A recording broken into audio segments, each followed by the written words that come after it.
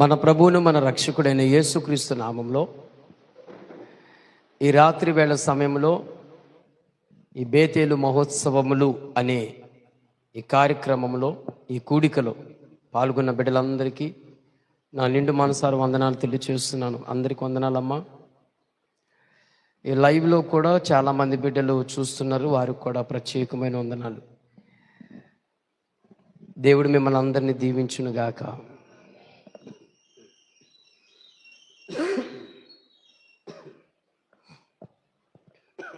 బిగ్గరగా స్తోత్రం చెప్దామా?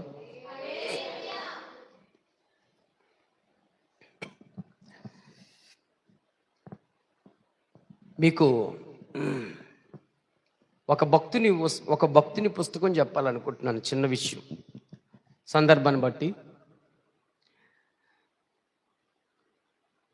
Doctor David Livingstone అనే భక్తుడు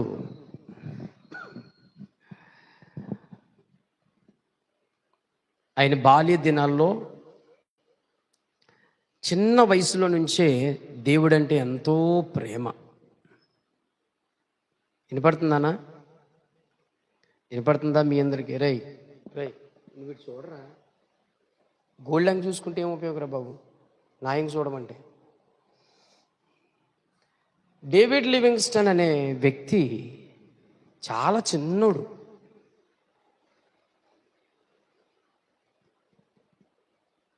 మీరేమనుకుంటున్నారంటే భక్తి జీవితం మీసాలు వచ్చిన తర్వాత పెళ్ళి అయ్యి భార్య వచ్చి పిల్లలు పుట్టి అప్పుడు అనుకుంటే యేసయ్యని నమ్ముకోవాలనుకుంటున్నారా? అదనుకుంటున్నారా దేవునితో ఉండడం అంటే? డేవిడ్ లివింగ్స్టన్ అనే ఆయన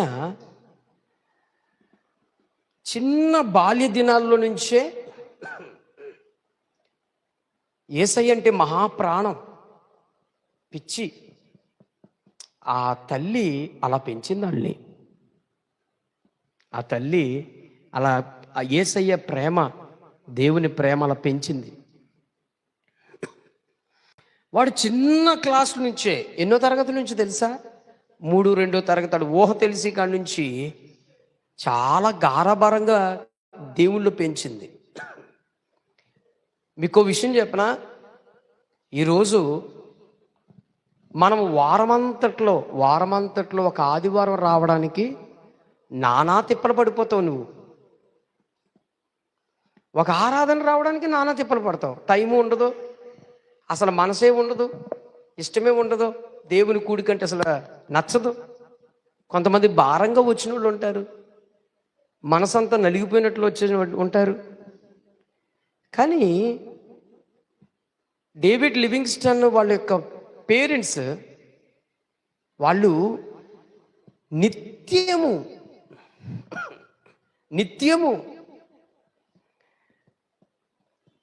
అర్థమవుతుందా? అవసరం ఉందా? కంటిన్యూ అయిపోతుంది.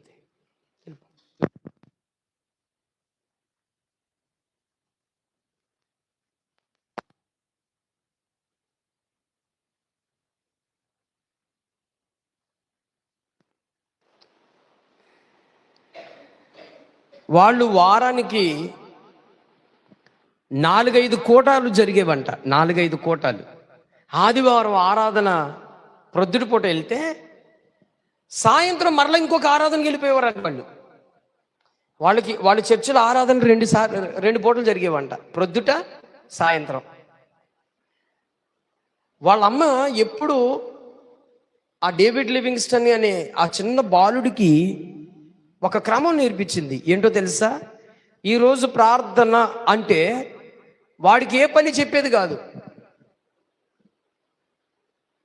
ప్రార్థన అంటే వాడికి ఏది చెప్పేది కాదు. వాళ్ళ అమ్మ కానీ వాళ్ళ ఇంట్లో వాళ్ళు కానీ వాడిని రెడీ చేసి, చిన్న బాలుడే అని రెడీ చేసి వాడిని తీసుకుని వాళ్ళ అమ్మ, వాళ్ళ నాన్న, వాళ్ళ తాత, వాళ్ళ బామ్మ అందరూ కలిసి చర్చికి వెళ్ళిపోయేవారు. అసలు ఒక్కోసారి మన ఆరాధనకు వచ్చిన వాళ్ళు చూస్తే మొత్తానికి తీర్థయాత్రలో ఎవడకాడు తప్పిపోయినోడు తిరుగుతారు చూసావా? మా అమ్మ ఎక్కడ, మా బాబు ఎక్కడ, మా అక్క ఎక్కడ, మా చెల్లి ఎక్కడ అని తిరుగుతారు చూసావా? ఓ తీర్థయాత్రలో తప్పిపోతారు, చేతిలో నుంచి పిల్లలు తప్పిపోయినట్లుగా. ఎవడు ఏ టైంకి వస్తాడో తెలియదు. అమ్మ ఒక టైంకి వస్తే పిల్లలు ఒక టైంకి వస్తారు, భార్య ఒక టైంకి వస్తే భర్త ఒక టైంకి వస్తాడు. క్రమం ఉండదు. నాకు అసలు విచిత్రం అనిపిస్తుంది. మీరు మీరు మీరు ఇంకా చదవక లేకపోతే ఏంటో నాకు అర్థం కాదు. నేర్చుకోండి. ఒకసారి మాట చెప్తున్నాను,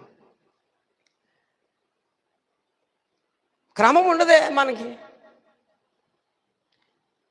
డేవిడ్ లివింగ్స్టన్ అనే ఆయన చిన్న పిల్లవాడు, వాళ్ళ పేరెంట్స్ అందరూ కూడా ఒక్కసారిగా చర్చికి ఒక్కసారిగా ఎంటర్ అయిపోతారు వాళ్ళందరూ ఫ్యామిలీ. అలా నేర్పించేశారు చిన్నప్పటి నుంచి ఆ క్రమం. తల్లిదండ్రులు పాటించారు, పిల్లలు పాటించారు. ఆ క్రమం అలా ఒడ్డిపోయింది వాళ్ళ ఇంట్లో. మనం ఏం చేస్తాం? మనం స్నానం చేసి మనం వచ్చేసిన తర్వాత మన పిల్లోడు ఏమైపోయినా పర్లేదు, అటు ఎటు వెళ్ళిపోయినా పర్లేదు, ఏ రోడ్లు అమ్మడి వెళ్ళిపోయినా పర్లేదు, ఏమైపోయినా పర్లేదు, అసలు వాడి కోసం ఆలోచన ఉండదు, తలంపు ఉండదు. పోనీ మన భర్త సంగతి ఏమో లేరా, మన పదం మనం వెళ్ళిపోదాం, ఆయన వస్తాడో రాడో, పోతాడో అనుకుంటే వెళ్ళిపోయిన వాళ్ళు ఉన్నారు. అరే బాబు, ఇది క్రైస్తవుల క్రమం కాదు. ఒక కుటుంబంగా ఈరోజు ప్రార్థన, ఈరోజు ఆరాధన, ఈరోజు కూడిక అంటే ప్రాపర్గా ప్రిపేర్డ్గా బయలుదేరాలి మనం.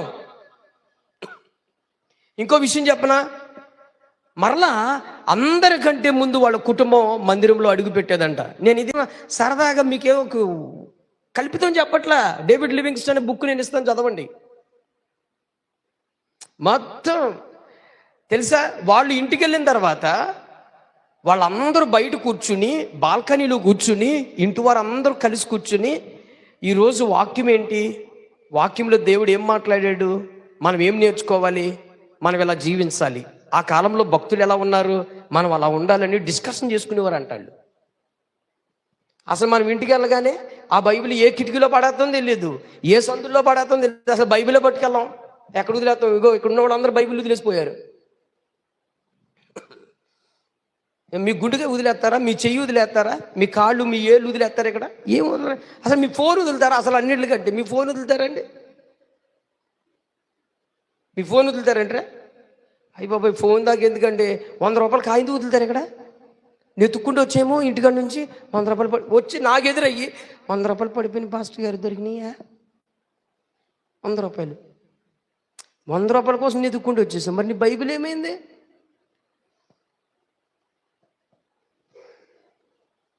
సిగ్గు అనిపిస్తుంది ఉంటుంది ఒక్కోసారి, కొంతమందిని చూస్తే సిగ్గు అనిపిస్తుంది. మార్పు చెందుదాం. మనం ఒకప్పుడు తెలియక చేసామండి. Change your activities, change your characters. వాళ్ళు పొద్దుట సాయంత్రం ఆ కూటం అంటే ఎంత ఇష్టం అండి, ఎంత ప్రేమ. దేవుని మందిరంలో గడపడం అంటే ఎంత ఆనందం, ఎంత ఇష్టమో తెలుసా. ఆశ లేదే మనకి, భారంతో వచ్చిన వాళ్ళు ఉన్నారు. మీ మనసులన్నీ దేవుడికి తెలియ, ఎరక మీకు ఎరక అంతే. మీ మనసు ఇష్టపూర్వకంగా వచ్చిన సహవాసం ఉందా? ఇష్టంగా ఉన్న వాళ్ళు టయానికి వస్తారు, ఇష్టంగా ఉన్న వాళ్ళు ఆశతో వస్తారు, ఇష్టంగా ఉన్న వాళ్ళు కన్నీటితో కలుగుతారు, ఇష్టంగా ఉన్న వాళ్ళు వాళ్ళ భారం వేరేగా ఉంటుంది.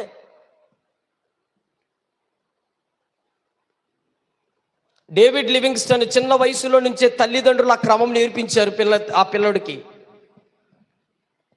ఆడు చిన్న వయసులో నుంచే కొంచెం పెద్దవాడు అయ్యాడంట. కొంచెం పెద్దవాడంటే ఎన్నో క్లాసు, వాడి స్నానం చేసి వాడి రెడీ అయిపోతే ఈ తల్లిదండ్రులు ఇంకా రెడీ అవుతుండగా ఈ డేవిడ్ లివింగ్స్టన్ అబ్బాయి ఒక్కడే దేవుని మందిరానికి వెళ్ళిపోయి మందిరంలో పరిచర్య అంతా చేసుకుని కూర్చునేవాడంట. ఎంత క్రమం చూడండి, ఎంత క్రమం. 6ంటికి స్టార్ట్ రా బాబు అంటే ఈ అయ్యగారులు ఏం చేస్తున్నారంటే, ఇప్పుడే మేము పాటుకు వెళ్ళాము, సముద్రం అంతా ఎండేసి దారేసి మొత్తం వలేసి లాగాము, చేప అంతా పట్టుకుని ఎండేసుకుని వచ్చామన్నట్టు వస్తున్నారు ఒక్కొక్కడు. 6ంటికి క్రమము, 6ంటికి మందిరము అని అంటే 5:30కే వచ్చి కూర్చుని అంత ఆశ నీలో ఉండాలి. అది దేవుని మీద ఆశ. ఒకటికి 100 సార్లు నేను అదే మాట చెప్తున్నాను. దేవుడి మందిరములో దేవునితో గడపటము అంటే, భక్తి జీవితంలో నడవడము అంటే, కొనసాగడం అంటే సామాన్యమైన విషయము కాదు. సిద్ధపాటు మనసు ఉండాలా, సిద్ధపాటు ప్రిపేర్ ఉండాలా. అన్నిటికీ మనము అన్ని విషయములో ప్రిపేర్డ్. డేవిడ్ లివింగ్స్టన్ ఎప్పుడైతే దేవుని మందిరాన్ని అంత క్రమముగా పాటించాడో, తన జీవితంలో మలుపు లేని కృప దేవుడు ఇచ్చాడు. అతడు ఒక డాక్టర్ ఆఫ్రికా దేశాన్ని వెలిగించేశాడు. ఈరోజు ఒక సామాన్యమైన పల్లెటూరు ప్రాంతంలో డేవిడ్ లివింగ్స్టన్ కోసం ఎందుకు చెప్పుకుంటున్నాం? చరిత్రలో నువ్వు కనబడాలి అంటే దేవునికి ఇష్టడుగా కనబడాలా. చరిత్రలో నువ్వు కనబడాలంటే, కాలానికి నువ్వు కనబడాలంటే, ప్రజలు నీ కోసం చెప్పుకోవాలి అంటే, నీ కోసం గొప్పగా ప్రజలు చెప్పాలి అంటే, నువ్వు దేవునికి అన్ని కోణంలో ఇష్టంగా కనబడాలి. అది నీ క్రమం, అది నీ నడక, అది నీ ప్రయాణం, అన్ని విషయాల్లో నీ విశ్వాసం, నీ ప్రార్థన, నీ భక్తి, ఎవ్రీథింగ్ అన్ని ప్రాపర్గా దేవునికి ఇష్టంగా కనబడాలి. నువ్వు ఇష్టంగా లేకుండా నాటకాలు వేస్తూ భక్తి చేస్తే దేవుడు ఎంతకాలం నిన్ను చూసినా పట్టించుకోడు. అంతే. దులుపుకోవద్దు, దయచేసి చెప్తున్నాను. ఈ మాటలు దులుపుకుని వెళ్ళిపోవద్దు, సీరియస్గా చెప్తున్నాను. డేవిడ్ లివింగ్స్టన్ అనే ఒక యవనస్తుడు తన తల్లిదండ్రులు చిన్న బాల్యం నుంచే ఆ క్రమం తల్లిదండ్రులు నేర్పించారు. ఆ క్రమం పెద్ద వయసు వచ్చే కూడా మానలేదండి. బైబిల్ చదవడంలో వాట్ వండర్ఫుల్గా చదివాడు ఆయన. తెలుసా మీకు? 119వ కీర్తన చూడకుండా నేర్చుకున్నాడంట. అంటే చూడకుండా అప్పచెప్పేవాడంట. ఆ చిన్న బాలుడు. వినపడిందా మీకు? నా ప్రియులారా గమనించండి, మనము క్రమం తప్పిపోతున్నాం. అసలు మనకొక ఇది లేకుండా పోతుంది. ఇంకా రావాలి, ఇంకా చేంజ్ చేసుకోవాలి, ఇంకా సరి చేసుకోవాలి. నాకు ఆ పుస్తకం చదివినప్పుడు నా మనసు ఎంత ఆనందపడిపోయిందో తెలీదు. సౌదీలో తెగ చదివేసిన పుస్తకం, బాగా ఇష్టంగా చదువుకున్నా. చిన్న వయసులో వేయబడిన ఆ భక్తి పునాది వయసు వచ్చి పెద్దవాడయిన తర్వాత ఆఫ్రికా ఖండంలోకి వెళ్ళిన తర్వాత తన ప్రాణాన్ని కూడా దేవుని కొరకు అర్పించేసుకున్నాడండి. తన చెయ్యి పోయింది, కన్ను పోయింది.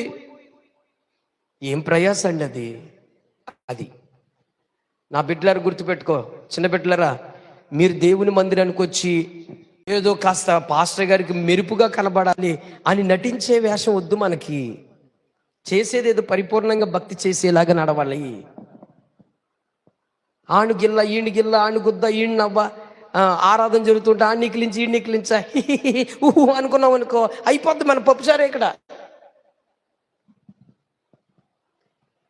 నువ్వు ఇష్టంగా చెప్పాను కదా నేను, డేవిడ్ లివింగ్స్టన్ చిన్న బాలుడు, ఇంత వయసు నుంచే దేవునికి ఇష్టంగా నడిచాడు.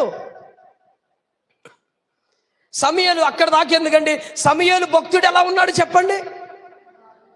బాలుడిగా ఉన్నప్పుడే ఎంత భయభక్తులతో దేవుని మందిరంలో పరిచర్యకుడిగా ఉన్నాడు. వాళ్ళ అమ్మ పాలు విడిచిన తర్వాత, పాలు విడిచిన బిడ్డ ఎంత వయసు ఉంటుందండి? 2 సంవత్సరాల వయసు, అంతేనా? 2 సంవత్సరాల వయసు, మహా అయితే 3 సంవత్సరాల వయసులో ఆ చిన్న పిల్లోని అట్టుకొచ్చి మందిరంలో వదిలేసి వెళ్ళిపోయింది. ఏమి సమర్పణ అండి అది! ఆ చిన్నపిల్లాడు అమ్మ అమ్మ అమ్మ అని ఎన్నిసార్లు ఏడ్చుంటాడు చెప్పండి.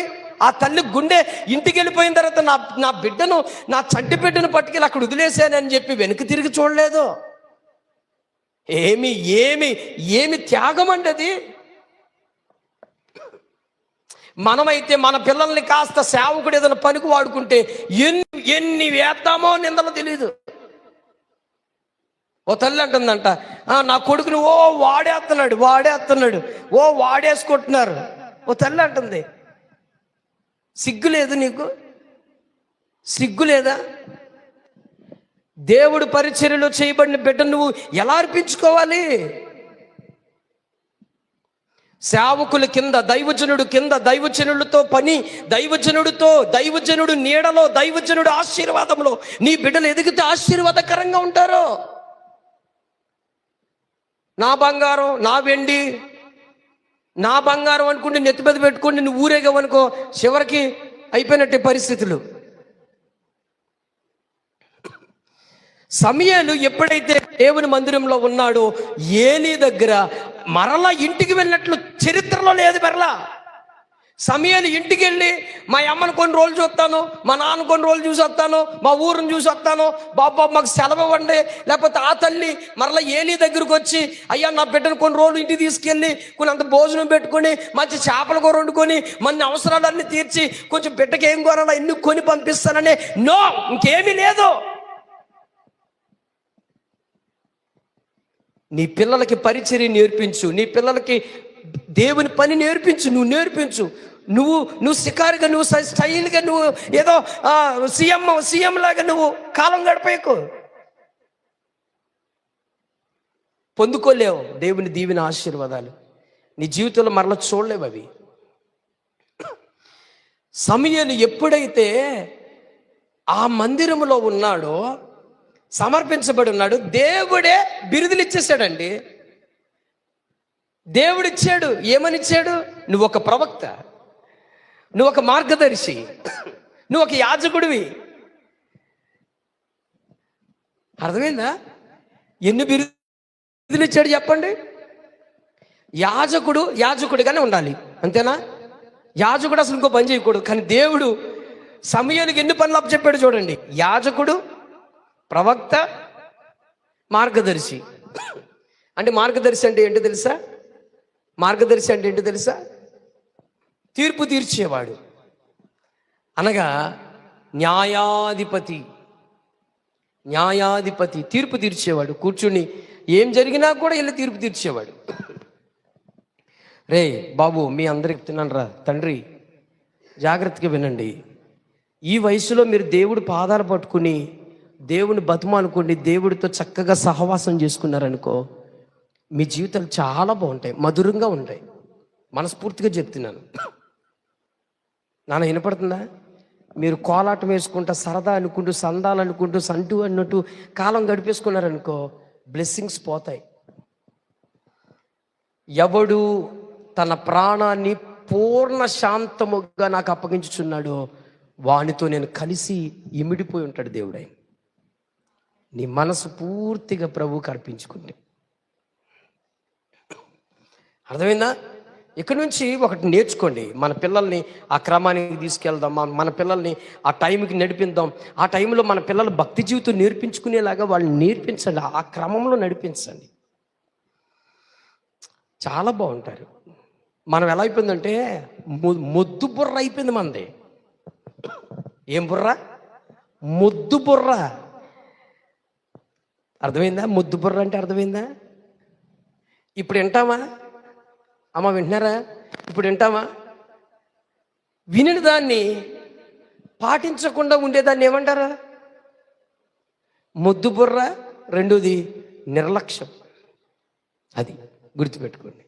డేవిడ్ లివింగ్స్టన్ అనే చిన్న బాలుడి నుంచే ఆ దేవుని మందిర క్రమం ఎంత బాగా, నేను ఆ పుస్తకం చదివితే అసలు నేను ఇమాజినేషన్ అంటారు కదా, ఇమాజినేషన్ అంటే నేను అక్కడ స్పష్టంగా చూసినట్లుగా అది నేను ఊహించుకున్నాను. చదువుతున్నాను, ఊహించుకుంటూ ఉంటే ఆ చిన్న అడుగులు వేసుకుంటూ దేవుని మందిరానికి వెళ్ళిపోయేవాడంట. వెళ్ళిపోయి ఆ ప్రార్థన అయ్యేదాకా ఉండి చక్కగా ఇంటికి వచ్చేసి మరలా తెల్లారి రోజున ప్రార్థన అయితే మరలా ఈవినింగ్ ప్రార్థనకి వెళ్ళిపోయేవాడంట స్కూల్ నుంచి రాగానే. అంత ఇష్టం దేవుడికి. నా బిడ్డలారా, ఆ విధంగా మీరు ఆ విధంగా తీర్మానం చేసుకోండి. అర్థమైందా? అర్థమవుతుందా మీకు? అది ఆడుకోండి మిమ్మల్ని కాదనట్లేదు. ఆడుకోవాల్సిన సమయం వచ్చినప్పుడు ఆడుకోవాలి.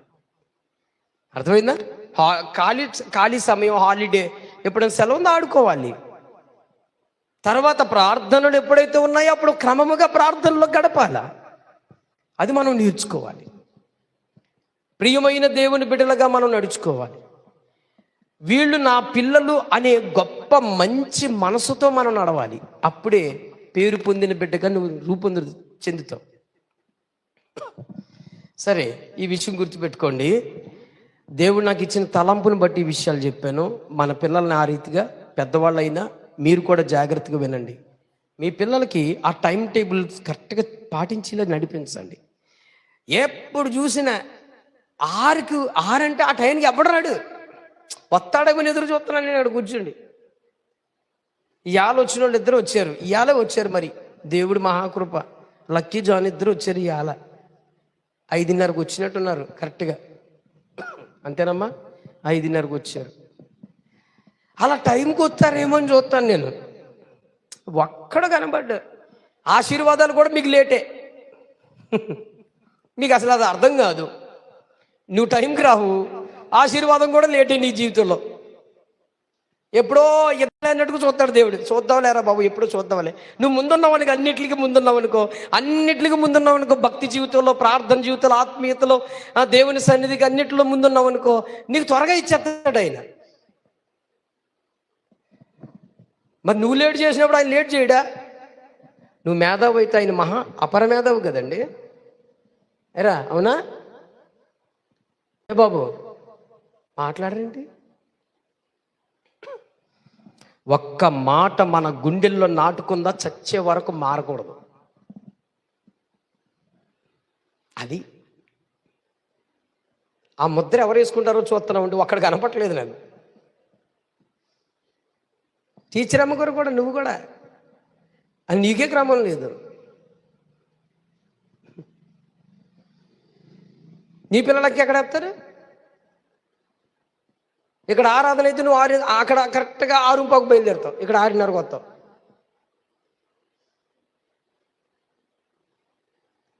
అంతేనా? మీ సండే స్కూల్ పిల్లలు ఎక్కడ వస్తారు ఇంకా క్రమానికి?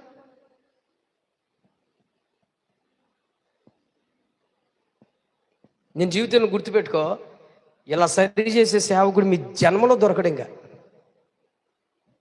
గుర్తుపెట్టుకో, నిన్ను ఇలా సరి చేసే సేవకుడు నీకు జన్మలో దొరకడు. ఇంకా మాటికి సరి చేసి నిన్ను సరి చేసే వ్యక్తి ఇంకా నీకు పొరపాటున దొరకడు. ఎవడైనా ఒక మారు 2 మార్లు చెప్తారు. అంతేనా? 1 మారు 2 మార్లు చెప్తారు. అంత ఓపిక అయితే 3 సార్లు చెప్తారు. నువ్వు వినలేదనుకో వదిలి పాడేస్తారు. అంతే. పోరా బాబు, నీ నాశనం నువ్వే తెచ్చుకున్నావు అనుకుంటాడు. అంతే. ఏమంటాడు? నీ నాశనం నువ్వే తెచ్చుకున్నావురా బాబు అంటాడు. సో మనం అలా తెచ్చుకోవద్దు. చక్కగా ఆలస్యమైన ఆశీర్వాదాన్ని మనం ముందే మనం ఆశీర్వాదం తెచ్చుకునే వాళ్ళు ఉండాలి. చాలామంది కొంతమంది జీవితాలు, కొంతమంది మనుషులు చూస్తే అసలు ఎంత నిర్లక్ష్యం అంటే అసలు పట్టించుకోరండి వాళ్ళు. అసలు ఎంత వాక్యం చెప్పు, ఎంత నిజం చూపించు, ఎంత సత్యం చూపించు, అస్సలు వాళ్ళు ఒంటిని కూడా పట్టదు. ఈ కాసేపు వింటారు అంతే, దులిపేసుకుని పోతారు అంతే. ఏ జద్దుతో పోల్చాలో తెలియదు కొంతమందిని. అందరం కాదండి, కొంతమందిని అనిపిస్తుంది నాకు. ఒకసారి దైవజనుడు చెప్పాడంటే 1కి 1 మారులో వెంటనే కట్టడగా అయిపోవాలి, సరెండర్ అయిపోవాలి, ఆ మాటకి విధేయులు అయిపోవాలి.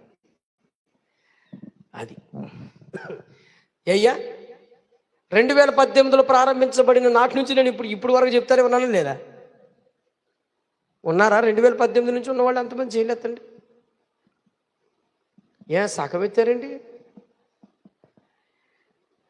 2018 నుంచి నేను ఈ మాటలు చెప్తున్నానా లేదా? ఏమ్మా చెప్తున్నానా? నెరవేర్చామన్న వాళ్ళు చేయొద్దండి. అసలు అప్పటి నుంచి ఉన్నవాళ్ళు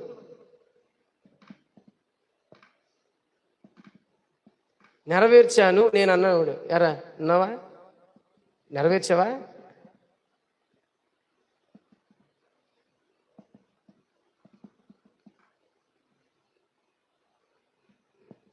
ఏమ్మా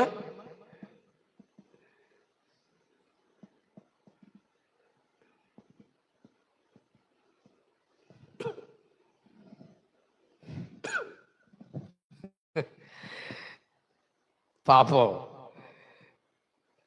మా నెత్తు నూరు బాదుకుని మేము చెప్తున్నావు తప్ప నీలో మార్పు అనేది ఎక్కడ కలగట్లేదు.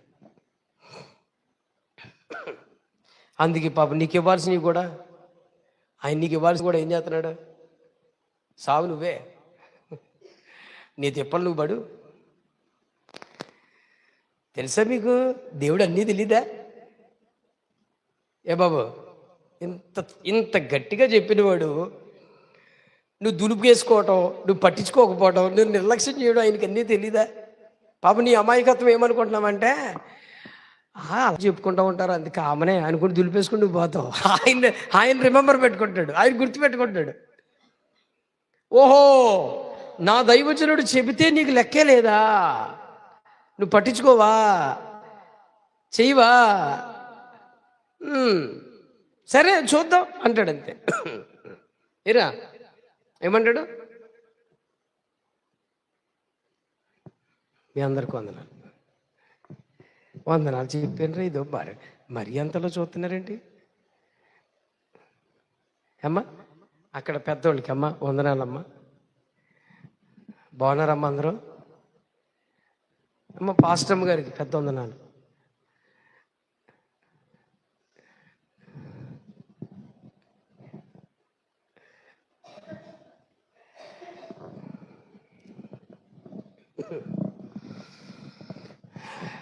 ఏం చేస్తాం? నేను ఒక్కోసారి అనుకుంటానండి, నేనేమనుకుంటాను తెలుసా పండయ్య, ఎందుకు నాయన ఇంత క్రమం నాకు పెట్టేశావు? ఎందుకు వీళ్ళు చెయ్యరు, పాటించరు? నా మనసు ఏమో కుదురు ఉండదు. అసలు నేను అనుకుంటాను, నాకు ఒకసారి ఫీడ్బ్యాక్ వెనక్కి వెళ్తాను, మీలా నేను కూడా ఉంటే ఎంతలా ఉంటుందా అనిపిస్తుంది నాకు. అసలు సంఘం ఎలా ఉంటుంది అనిపిస్తుంది. ఊహించుకోండి ఒకసారి.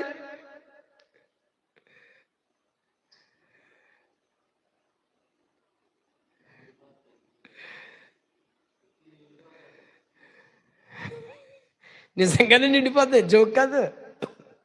నిండదా? ఈ పాటికి బయట కూర్చుంది వదిలి జనం.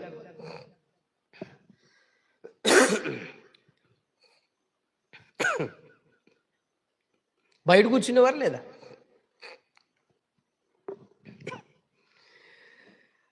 ప్రజలకు దేనికి అంటే నొప్పించబడిన పని చేయాలంటే అసలు చేయరండి, ఒప్పుకోదు మనసు. ఒప్పుకుంటుందా? ఒక అమ్మ అంటది, ఒక అమ్మ, పాస్టర్ గారు మీలాగా మేము అందరం చెయ్యాలంటే మేము పాస్టర్లు అవుతాం అంటుంది. ఒక అమ్మ అంటున్నారు, మీలాగా మేము పాటించాలంటే మేము పాస్టర్లు అవ్వమేంటి, మేము పాస్టర్లు అయిపోతాం. నేను ఒక మాట గుర్తు చేస్తున్నాను ఆ తల్లికి, మీ అందరికీ. పరలోకం పాస్టర్లకు ఒక్కరికైనా మీకునా? చెప్పరేంటబ్బా? పరలోకం ఎవరికి? పాస్టర్లకు ఒక్కరికైనా, అందరికైనా? మరి పరలోకం ఎలా ఉంటే పరలోకం ఇస్తాను అన్నాడు ఆయన?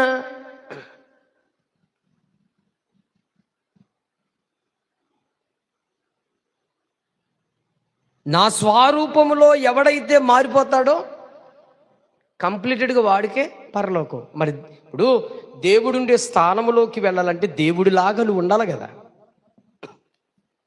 మాట్లాడరేంటమ్మా? అంతేనా? చెప్పరేంట్రా బాబు? పులిపిల్ల పులి దగ్గరికి వెళ్ళి పడుకుంటుంది, కుక్క పిల్ల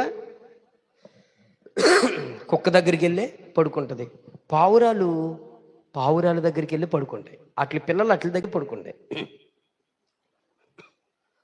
పావురం వెళ్ళి కుక్క దగ్గర, పిల్లెళ్ళి సింహం దగ్గర పడుకుంటాయా? ఉంటాయా? వాటితో సాంగత్యం కుదురుతుంది? అసలు కుదురుతాయా? మరి దేవుడుండే స్థానానికి, దేవుడుండే ఆ స్థలానికి వెళ్ళాలంటే నువ్వు దేవుడులాగా మారాలి. దేవుడు ఏమై ఉన్నాడో, దేవుడు ఎలా ఉన్నాడో అలా మారిపోవాలి. అలా మారిన వ్యక్తిగా ఉండాలంటే సేవకుడికి ఒక్కడికి పరలోకమా? కాదు. సేవకుడు లాగా కూడా మీరు కూడా మార్పు చెందాలి. ఒకప్పుడు నేను విశ్వాసిని, సేవకుని అవలేదా? అయ్యానా లేదా? నేను విశ్వాసిలాగే ఉంటాను అనుకుంటే ఏరా ఈరోజు ఇక్కడ సేవ చేస్తానా? మీకు అన్నీ తెలుసు, మీరు ఏం తెలియనట్టులో ఉంటున్నారు, కానీ మీకు అన్నీ తెలుసు.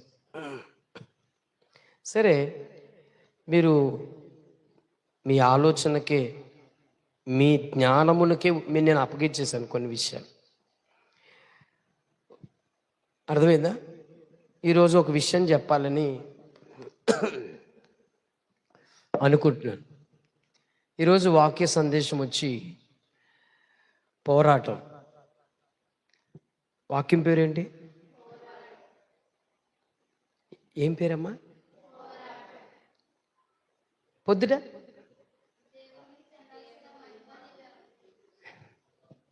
పేపర్లో చదివితే అక్క, నువ్వు చదివేది కాదు. అదే అంటున్నానక్క, రాసుకునేది చదివితే యాడా? పాతూరు దిబ్బలో ముసళ్ళు కూడా చెప్తుంది రాసుకునేదాన్ని. కళ్ళజోడు పెట్టుకోండి పాస్టర్ గారు అని చెప్తుంది. రాసుకుంటున్నావు కాదంటలేదు, కానీ అది మనసులో ప్రింట్ అయిపో ఉండాలిగా. ఉందా? మరి ఎందుకు చూడటం పేపర్లు? ఇంకా ఏండి, ఈ అబ్బాయిలను అడుగుతాను, ఈడప్పుడు బిగిసిపోయాడు. నిన్న రాత్రి చెప్పిన వాక్యం ఏంటి?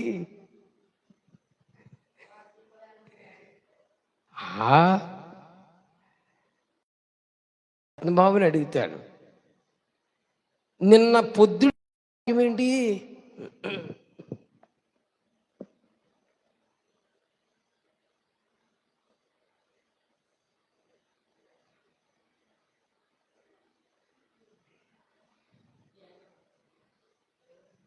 అమ్మా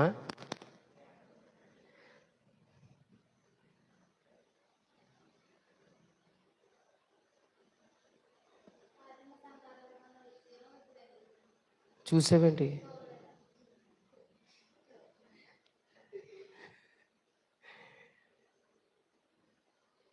ఇప్పుడు ఏంటి అబ్బాయి? ఎవరితో? నాతోనా? పోరాటం ఎవరితో? దేవునితోనమ్మా. మా తల్లి, నువ్వు అసలు మామూలు ఏంటి? దేవుడితోనే. అందుకే నీకోసం యోబు గ్రంథంలో అంటాడు, దేవునితో పోరాడుచువా? క్వశ్చన్ మార్క్ చెప్తాడు. దేవునితో పోరాడుతావు తల్లి?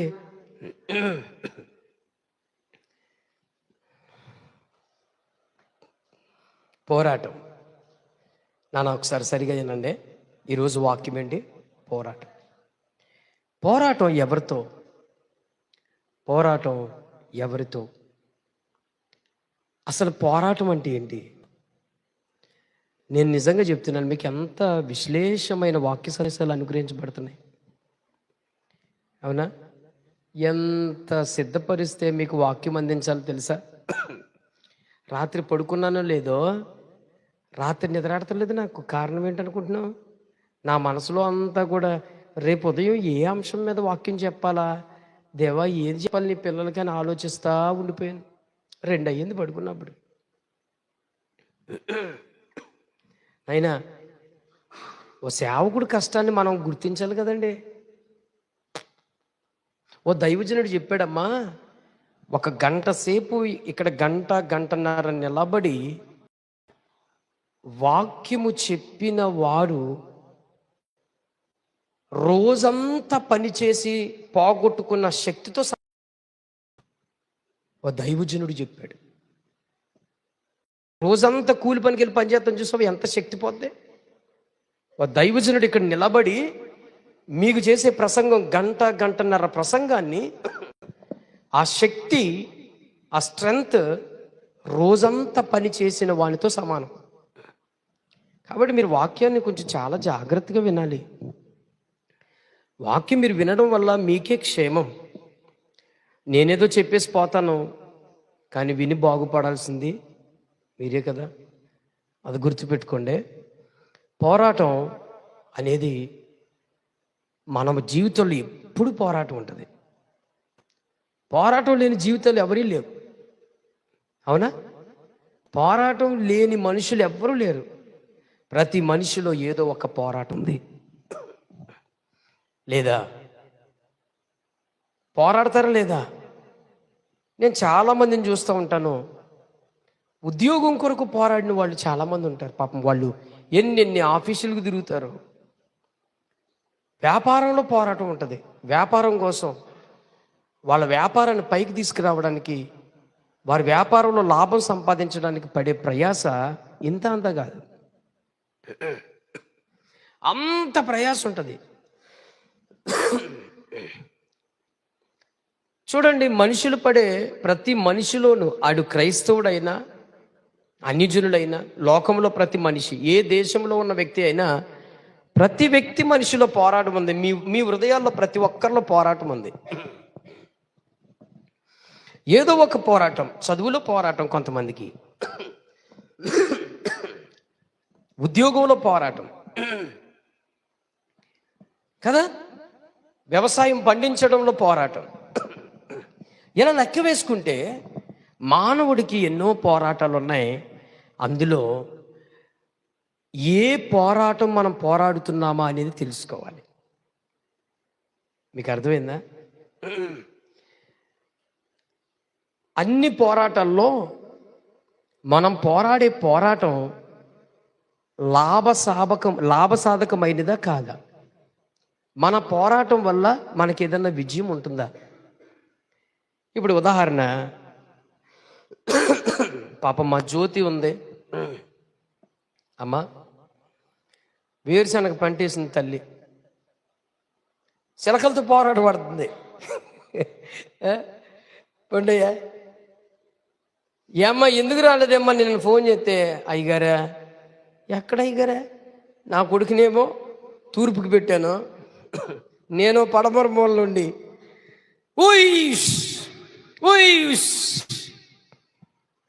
పోరాటం. పాపం చిలకలతో ఆమె పోరాటం. పోనీ ఈ పోరాటాన్ని గెలిచడానికి ఆ పంట పండిస్తారు కదా, ఆ పంట పండిస్తారు. ఆ పంటలో తిప్పుకొట్టి వచ్చే లాభం 50,000 రూపాయలు ఖర్చు పెడితే 20,000 15,000 అన్ని ఖర్చులు పోగా, వాళ్ళు కూళ్ళన్నీ పోగా మిగిలితే ఒక 15,000 మిగులుతాయి. అసలు మిగిలితే లేదు కూడా తెలియదు కొన్ని చోట్ల.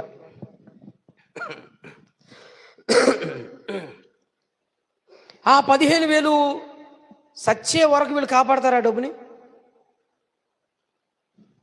మాట్లాడరేంటి? కాపాడతారా? సరే అనుకోండి, ఇలాంటి వాళ్ళే ₹1,00,000 కాపాడారు అనుకోండి. ₹1,00,000 ఎప్పటిదాకా కాపాడారయ్యా అంటే, ముసలితనం వరకు వచ్చి, వీడికి పెళ్లి చేసి వాళ్ళ భార్య వచ్చి వాళ్ళ పిల్లలు పుట్టి అందరి దాకా వచ్చి దాచారు దాన్ని. బ్యాంకులో జీవితం అంతా ఉండాలి ఈ డబ్బు. ఎందుకంటే చిలకలన్నింటి నుంచి మాకు ఇది కాపాడాం. ఈ ధాన్యం, ఈ పంటను, దీని ధనం మనం ఎంతో పోరాడాం రా బాబు, రే రాత్రి పగలు పోరాడాం. కాబట్టి ఈ డబ్బులు చచ్చిపోయే బ్యాంకులో దాకా ఉండాలి. అలాగానే ఉన్నాను. సరే, నువ్వు బ్యాంకులో వేసావు, డిపాజిట్లో పడేసావు, ఏదో నీ కూడుకో గాటుకో ఒక నెలకొచ్చి ఎంత వస్తుంది అనుకో, నెలకొచ్చి ఏమి ఇస్తుంది? పోనీ ఒక 1,500 1,200 ఇస్తుంది అనుకో, అయిపోయింది. లాస్ట్ని నీ వయసు అయిపోయింది, ఒక్కసారిగా చచ్చిపోయావు. నీ బ్యాంకులో ఉన్న 1,00,000 అలాగే ఉండిపోయింది.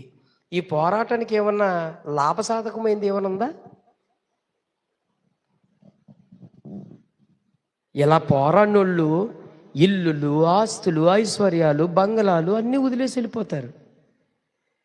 భూమి మీద పోరాటం సహజం, కానీ మనం దేని కొరకు పోరాడాలంటే పరలోక రాజ్యము కొరకు పోరాడాలి.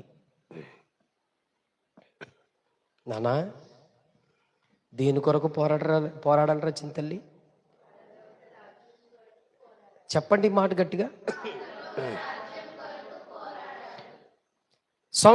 నువ్వు చచ్చిపోయే వరకు బిర్యానీ తిన్నా, చచ్చిపోయే వరకు గంజి అన్నం తిన్నా, ఇద్దరు చచ్చిపోయారు. బిర్యానీ తిన్నవాడిని పరలోకం తీసుకుంటాను, గంజి అన్నం తిన్నవాడిని ఆయన తీసుకుని దేవుడు ఏమన్నా అక్కడ పెట్టాడు ఆ డిసిషన్? నువ్వు కోటేశ్వరుడివే, ప్రపంచంలో నీ అంత ధనవంతుడు ఇంకెవరు లేడు కాబట్టి నువ్వే పరలోకంలో ఉండాలిరా బాబు అని దేవుడు ఏమైనా కోరుకున్నాడా? ఎవరిని కోరుకున్నాడండి ఆయన? పరలోకంలో ఎవరుంటారు? అసలు ముందు పరలోక రాజ్యం సంపాదించుకోవడానికి పోరాడంటారా నాయన అంటున్నాను మిమ్మల్ని. వినబడిందా?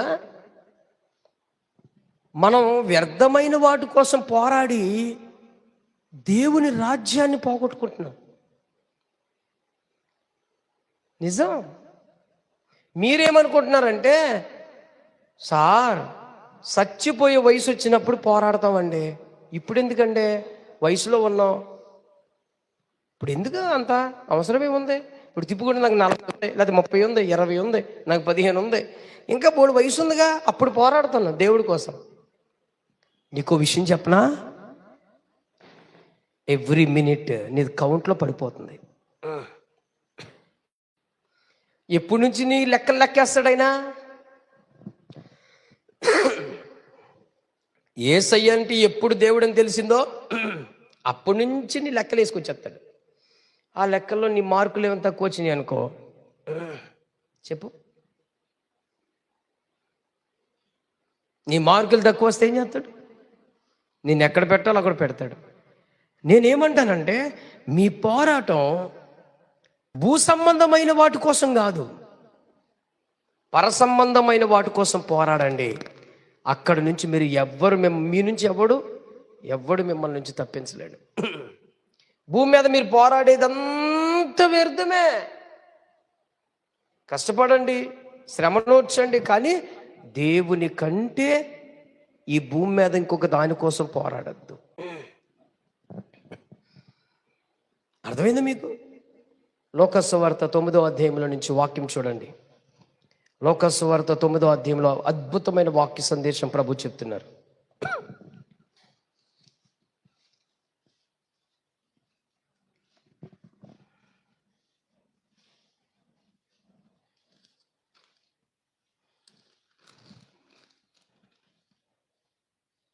సారీ నాన్న, లోకసువార్త 13:24.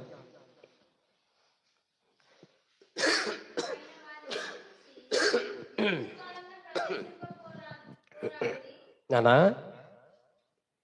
ఎక్కడి కోసం అంట? ఎక్కడికి పోరాటం ఇది? ఇరుకు ద్వారమున ప్రవేశించడానికి. చెప్పండి, ఇరుకు ద్వారమున ప్రవేశించడానికి.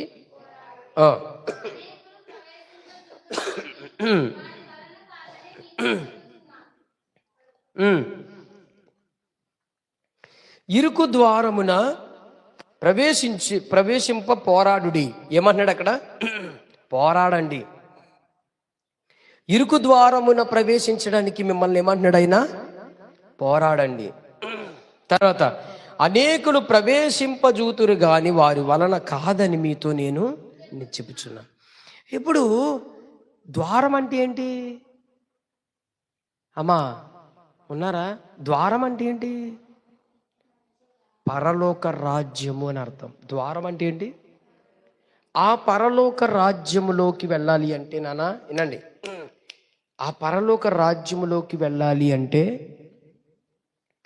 పరలోక రాజ్యములోకి నువ్వు వెళ్ళాలి అంటే ఇరుకు మార్గాలన్నీ జయించాలి. అంటే పరలోకం ఒక్క దాంట్లోకి వెళ్ళడానికి, నాన్న విన్నారా, పరలోకం అనే ఒక్క పట్టణములోకి వెళ్ళడానికి, ఆ పట్టణములోకి, ఆ ఇంటిలోకి వెళ్ళాలంటే నీకు ద్వారం ఎలాంటిదంటే అది చిన్న ఇరుకు ద్వారం. ఆ ఇరుకు ద్వారం వెళ్ళాలంటే నీకు అడ్డుపడేవి అనేకమైనవి ఉంటాయి. అవునా?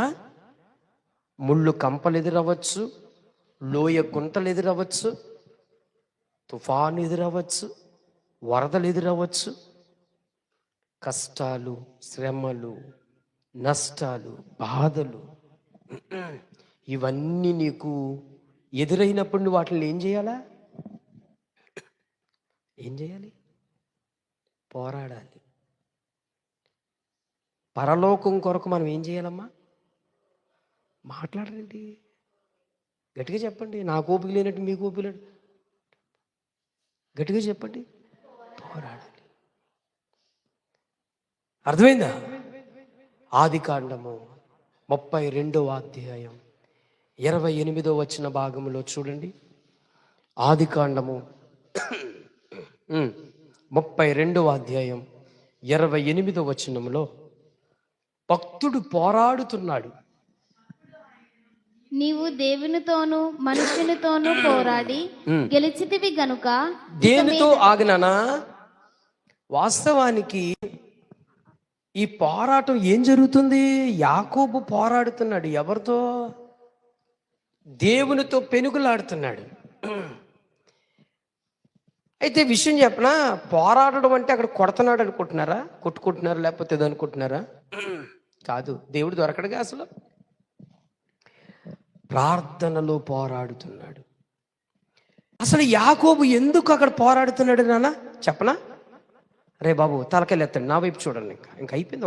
ఒక మాట చూపించాను, దానికి వివరణ చేస్తా.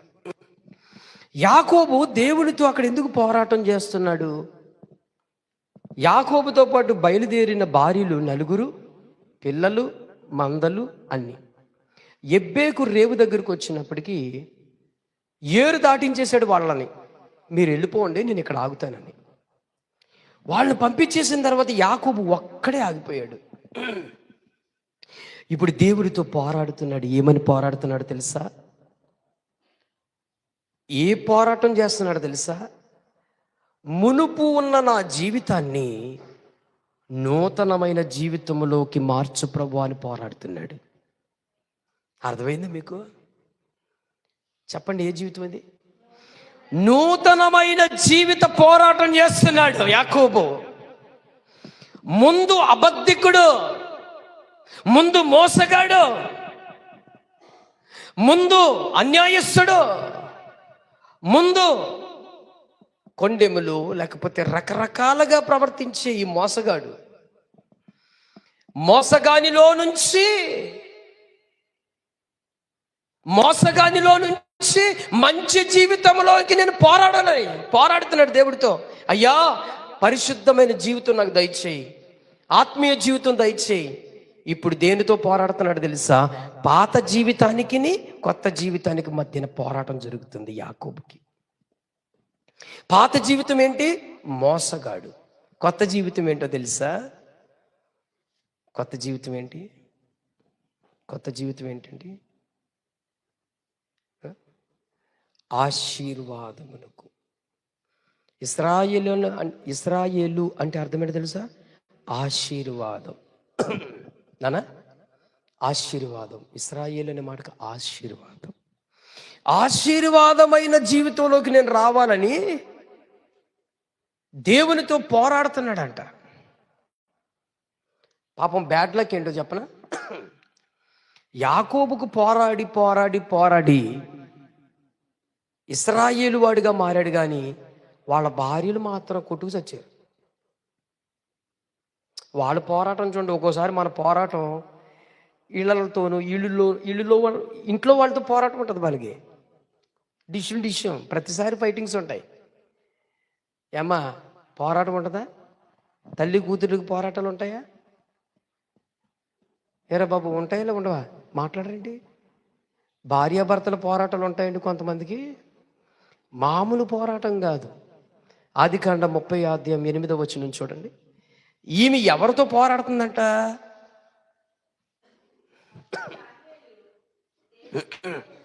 నాన్న 30:1 చదవండి, ముందు మీకు అర్థమవుద్ది.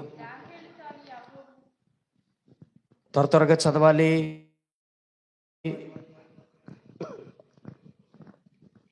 త్వరగా. రాహేలు తాను యాకోబుకు పిల్లలు కనకపోవటం చూచి తన అక్క యందు అసూయతపడి యాకోబుతో నాకు గర్భఫలము నిమ్ము. ఆగినానా, ఇక్కడ ఆగే. రాహేలు భర్తతో పోరాడుతుంది. ఏమని తెలుసా? నువ్వు నా ఎక్కని చేసుకున్నావు కదా లేయా, దానితో పోయినప్పుడు పిల్లలు పుట్టారు, నాతో పోతే పిల్లలు ఎందుకు పుట్టరా? నాకు పిల్లలు ఇస్తావేవ్వా? నా పిల్లలు కావాలి. పోరాడుతున్నాడు. ఆమె పోరాడుతుంది. ఎవరితో? యాకోబుతో పోరాటం చేస్తుంది. పిల్లలు కనకపోవడం చూసి యాకోబుతో యుద్ధానికి దిగింది. యుద్ధానికి దిగేమంటుందంటే, నాకు పిల్లల్ని కంటావా కనవా? ఇంతకీ లోపం ఎవరిది? మీరు బాగా వినండి. ఏనైనా యాకోబు లేయాతో కాపురం చేసినప్పుడు పిల్లలు పుట్టారు అంటే యాకోబులో లోపం లేదు కదా. మరి లోపం ఎవరిది? రాహేలుది. మరి అనవసరమైన యుద్ధం కాదు ఇది. ఈ పోరాటం అసలు ఏమైనా అర్థం ఉందా? లేని ఎడల నేను చచ్చిపోతాను బాబోయ్, నేను చచ్చిపోతాను. యాకోబు పడే బాధ ఇంత బాధ కాదు. నేను చస్తాను రా బాబోయ్ అని అంటే యాకోబు ఇసుగుదల వచ్చేసి నేనేమన్నా దేవుణ్ణా పిల్లల్ని పుట్టడానికి? చదవండి, అక్కడ మాట ఉంటుంది. అన్నాడా లేదురా? ఆగండి, నేను ఇవ్వలేను కదా. కాకపోతే దేవుడిలాగా 8వ వచనం చదవండి, ఇప్పుడు బాగా అర్థమవుద్ది. అప్పుడు రాహేలు దేవుని కృప విషయమై నా అక్కతో పోరాడి. ఆగండి అన్న, ఎవరితో పోరాటం అంటే ఈమెకి? అక్కతో పోరాడిందంట. ఏరా బాబు, ఎవరితో పోరాటం అంటారా? అక్కతో పోరాటం అంట. అక్కతో పోరాడింది. ఎందుకు అసలు? ఇంతకీ ఈమె పిల్లలు కనలేదు. కసితో ఏం చేసిందంటే కోపంతోనూ ఆమె పని మనిషిని పంపించేసింది. యాకోబుకి ఏమందంటే, నువ్వు నా ద్వారా పిల్లలు కనకపోతే నా పని కత్తితో అయినా సరే పిల్లలు కని చెప్పి పంపించింది. యాకోబు మొత్తానికి ఆమెతో కాపురం చేసుకుని పెళ్లి చేసుకుంటే ఆమెకి పిల్లలు పుడితే ఈమె సంతోషం చూడండి. ఇదేం పోరాటం అంటే నాకు అర్థం. ఇది ఎక్కడ పోరాటం అంటే? నేను అడ్డలు కొంతమంది పోరాటం దారిద్ర్యం ఉండదు, ఎందుకు పోరాడతారో తెలీదు. మన పోరాటం భక్తి విషయం మీద ఉండాలి, మన పోరాటం ఆత్మీయత మీద ఉండాలి, అది పరలోకం కొరకు పోరాడాలి. రాహేలు ఎవరి మీద పోరాడుతుందంటే తన అక్క మీద పోరాటం చేస్తుంది. పోరాడి నేను పిల్లల్ని కన్నానంటుంది. ఎవరో ఈమె కనలేదు. ఇంకా ఎవరితో కన్నది? తన పనికత్తుతో కన్నది. సరే, ఇది సందర్భాన్ని బట్టి చెప్పాను. 56వ కీర్తనలో భక్తుడు ఏమంటాడు చూడండి. 56వ కీర్తనలో రే మిమ్మల్ని అందరిని అబ్జర్వ్ చేస్తున్నాను, చాలా పరిస్థితి మారుతుందిరా బాబు. 56 కీర్తనల గ్రంథం 56:1 త్వరగా చదవండి.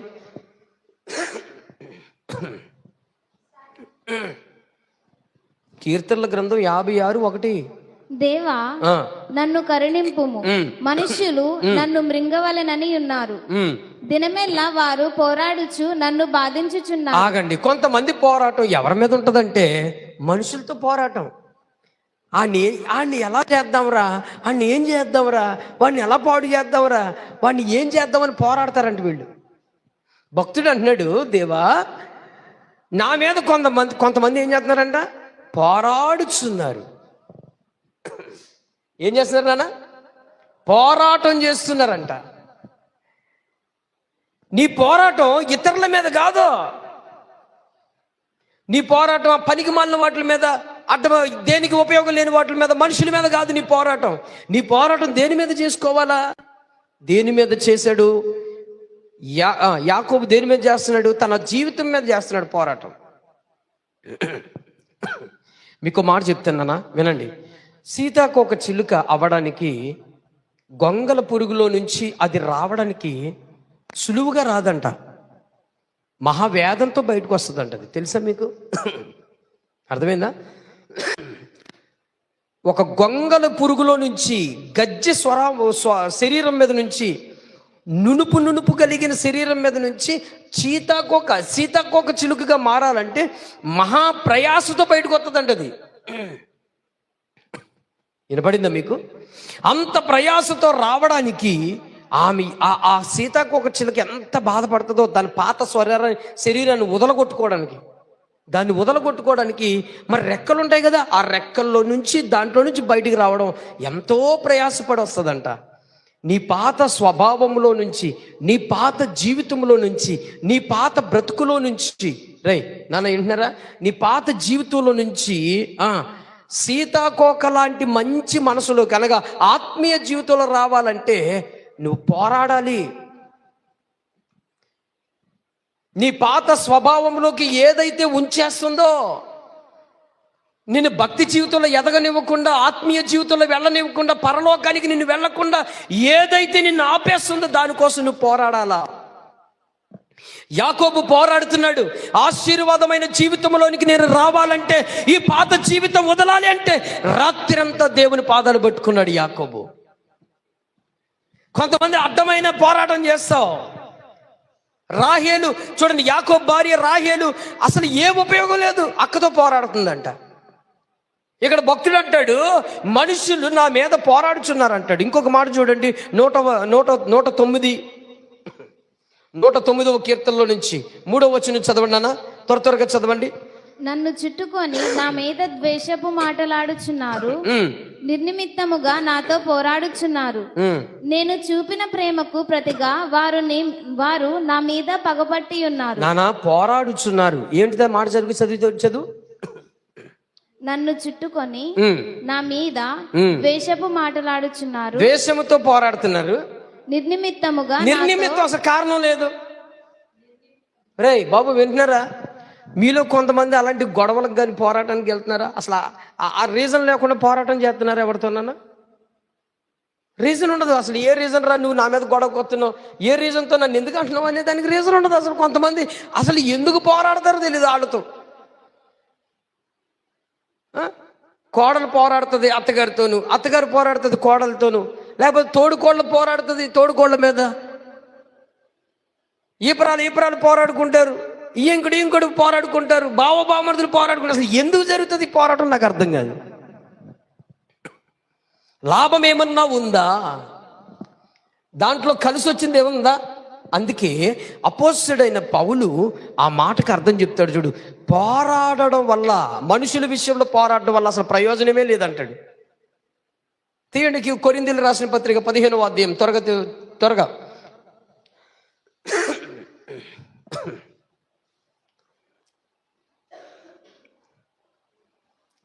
తీయాలి త్వరగా. కొరింథీయులకు రాసిన పత్రిక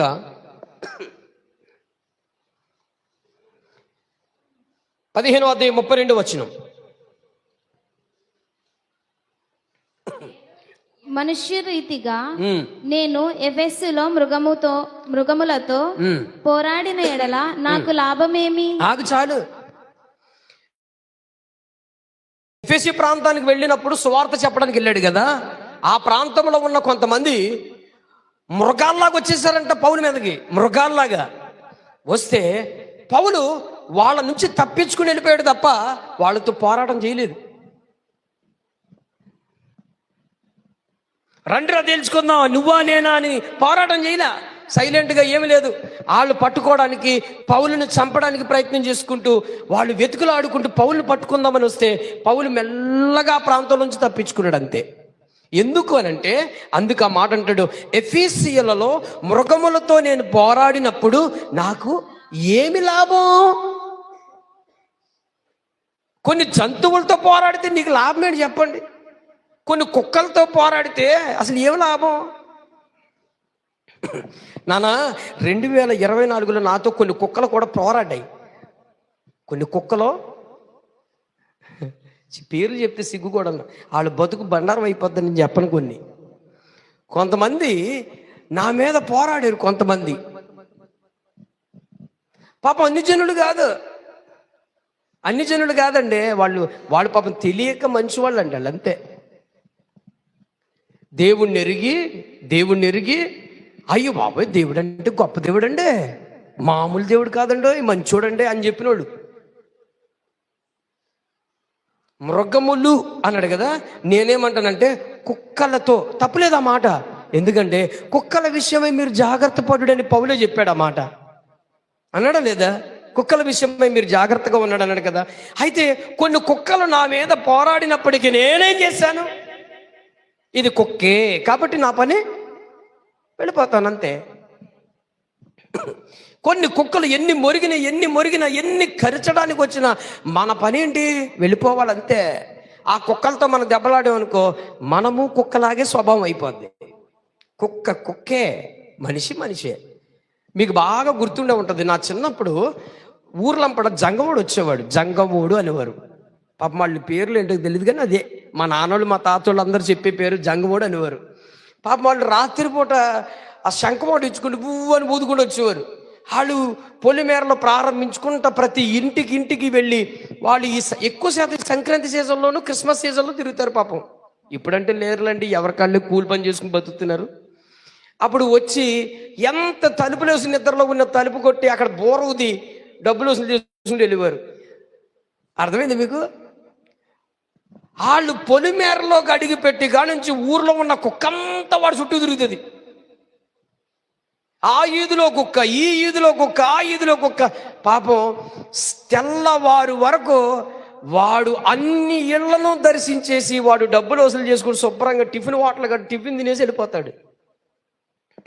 కుక్కలు మాత్రం వెర్రి మొక్కలు వేసుకుని అలా తిరుగుతాయి. ఎంత బురిగిన పట్టించుకోలేదురా మనల్ని. కుక్కలో ఆ టిఫిన్ తింటా ఉంటే కొన్నంత బజ్జి ముక్క కుక్కలకు పడేసి పోతాడు. అదేనా బాగా పిండిగా ఉండిపోయిన మొక్క, ఈ మొక్క నాది, ఈ మొక్క నాది అని చెప్పి కొట్టుకుంటాయి అవి. కుక్కలతో పోరాడద్దు. కుక్కే. అర్థమైన కుక్కలతోనూ పనికి మన కుక్కలతో ఏది కుక్కల లాంటితోనూ మనుషులతో అలాంటి కుక్క లాంటి స్వభావం కలిగిన మనుషులతో పోరాడద్దు. నీ విలువను పోగొట్టుకోవద్దు. కొన్ని కుక్కలు ఎందుకు మరుగుతాయో, అసలు ఎందుకు మాట్లాడతారో తెలియదు కొన్ని కుక్కలు. అందుకే పౌలు అంటాడు, మృగములతో నేను పోరాడి తిని. మృగాలు, మనుషులు కాదండి, మృగాలు. అది పేరు మృగాలని పెట్టాడు. కొన్ని చోట్ల వాళ్ళు కుక్కలని పెట్టి పేరు పెట్టాడు. ఎందుకంటే వాళ్ళ స్వభావం అలాంటిది, వాళ్ళ బుద్ధి అటువంటిది, వాళ్ళ ప్రవర్తన అటువంటిది. నా ప్రియులరా, అందుకే గుర్తుపెట్టుకోండి, నాకు నా జీవితంలో 2024లో ఈ కుక్కల పోరాటం జరిగిన నేను ఆ కుక్కలను విడిచిపెట్టి నా పని సాగించాను. తిరిగి లేని కృప ప్రభు నాకు ఇచ్చాడు. స్తోత్రం చెప్పండి. అసలు తిరిగేలేదు నాకు. కుక్కగానే ఉండిపోయింది. ఈ సేవకుడు ఎగురుతూనే ఉన్నాడు ఇంకా. హల్లెలూయా. ఇది ట్రూత్. అంతే, నా కోసమనే కాదు, మీ జీవితంలో కూడా చెప్పే వాస్తవం చెప్తున్నాను. కాబట్టి మనం పోరాడేది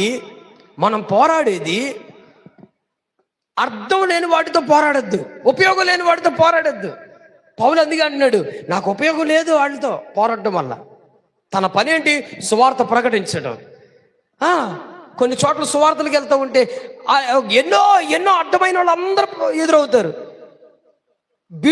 బీడి సుట్టమిక్కులు పీల్చుకునేవాడు కూడా ఎదురయ్యి, అందరూ అక్కడ ప్రకటించకు వచ్చారు ఏసైనా, ఆడు కూడా మాట్లాడేస్తాడండి. ఆడికి ఆ అంటే ఊ తెలియదు, ఊ అంటే ఆ తెలియదు, ఆడికి అక్షరాలే రావు, ఆడు అసలు ఎందుకు మాట్లాడతాడో తెలియదు.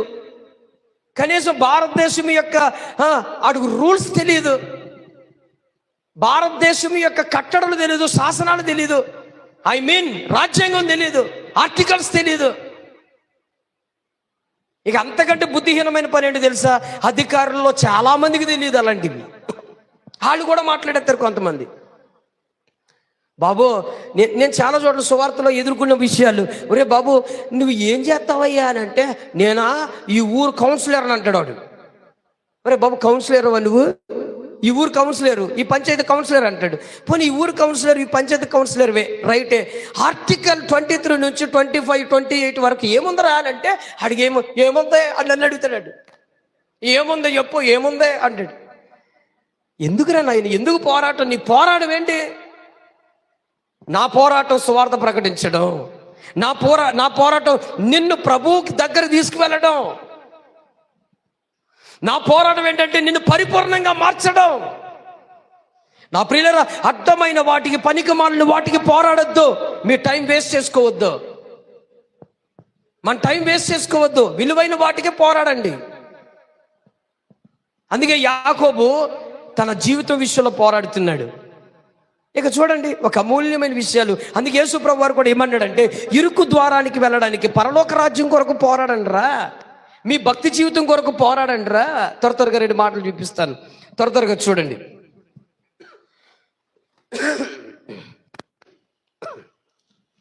చూడండి అన్న, రోమీయులకు రాసిన పత్రిక 7వ అధ్యాయంలో నుంచి ఒక మాట చదువుకుందాం.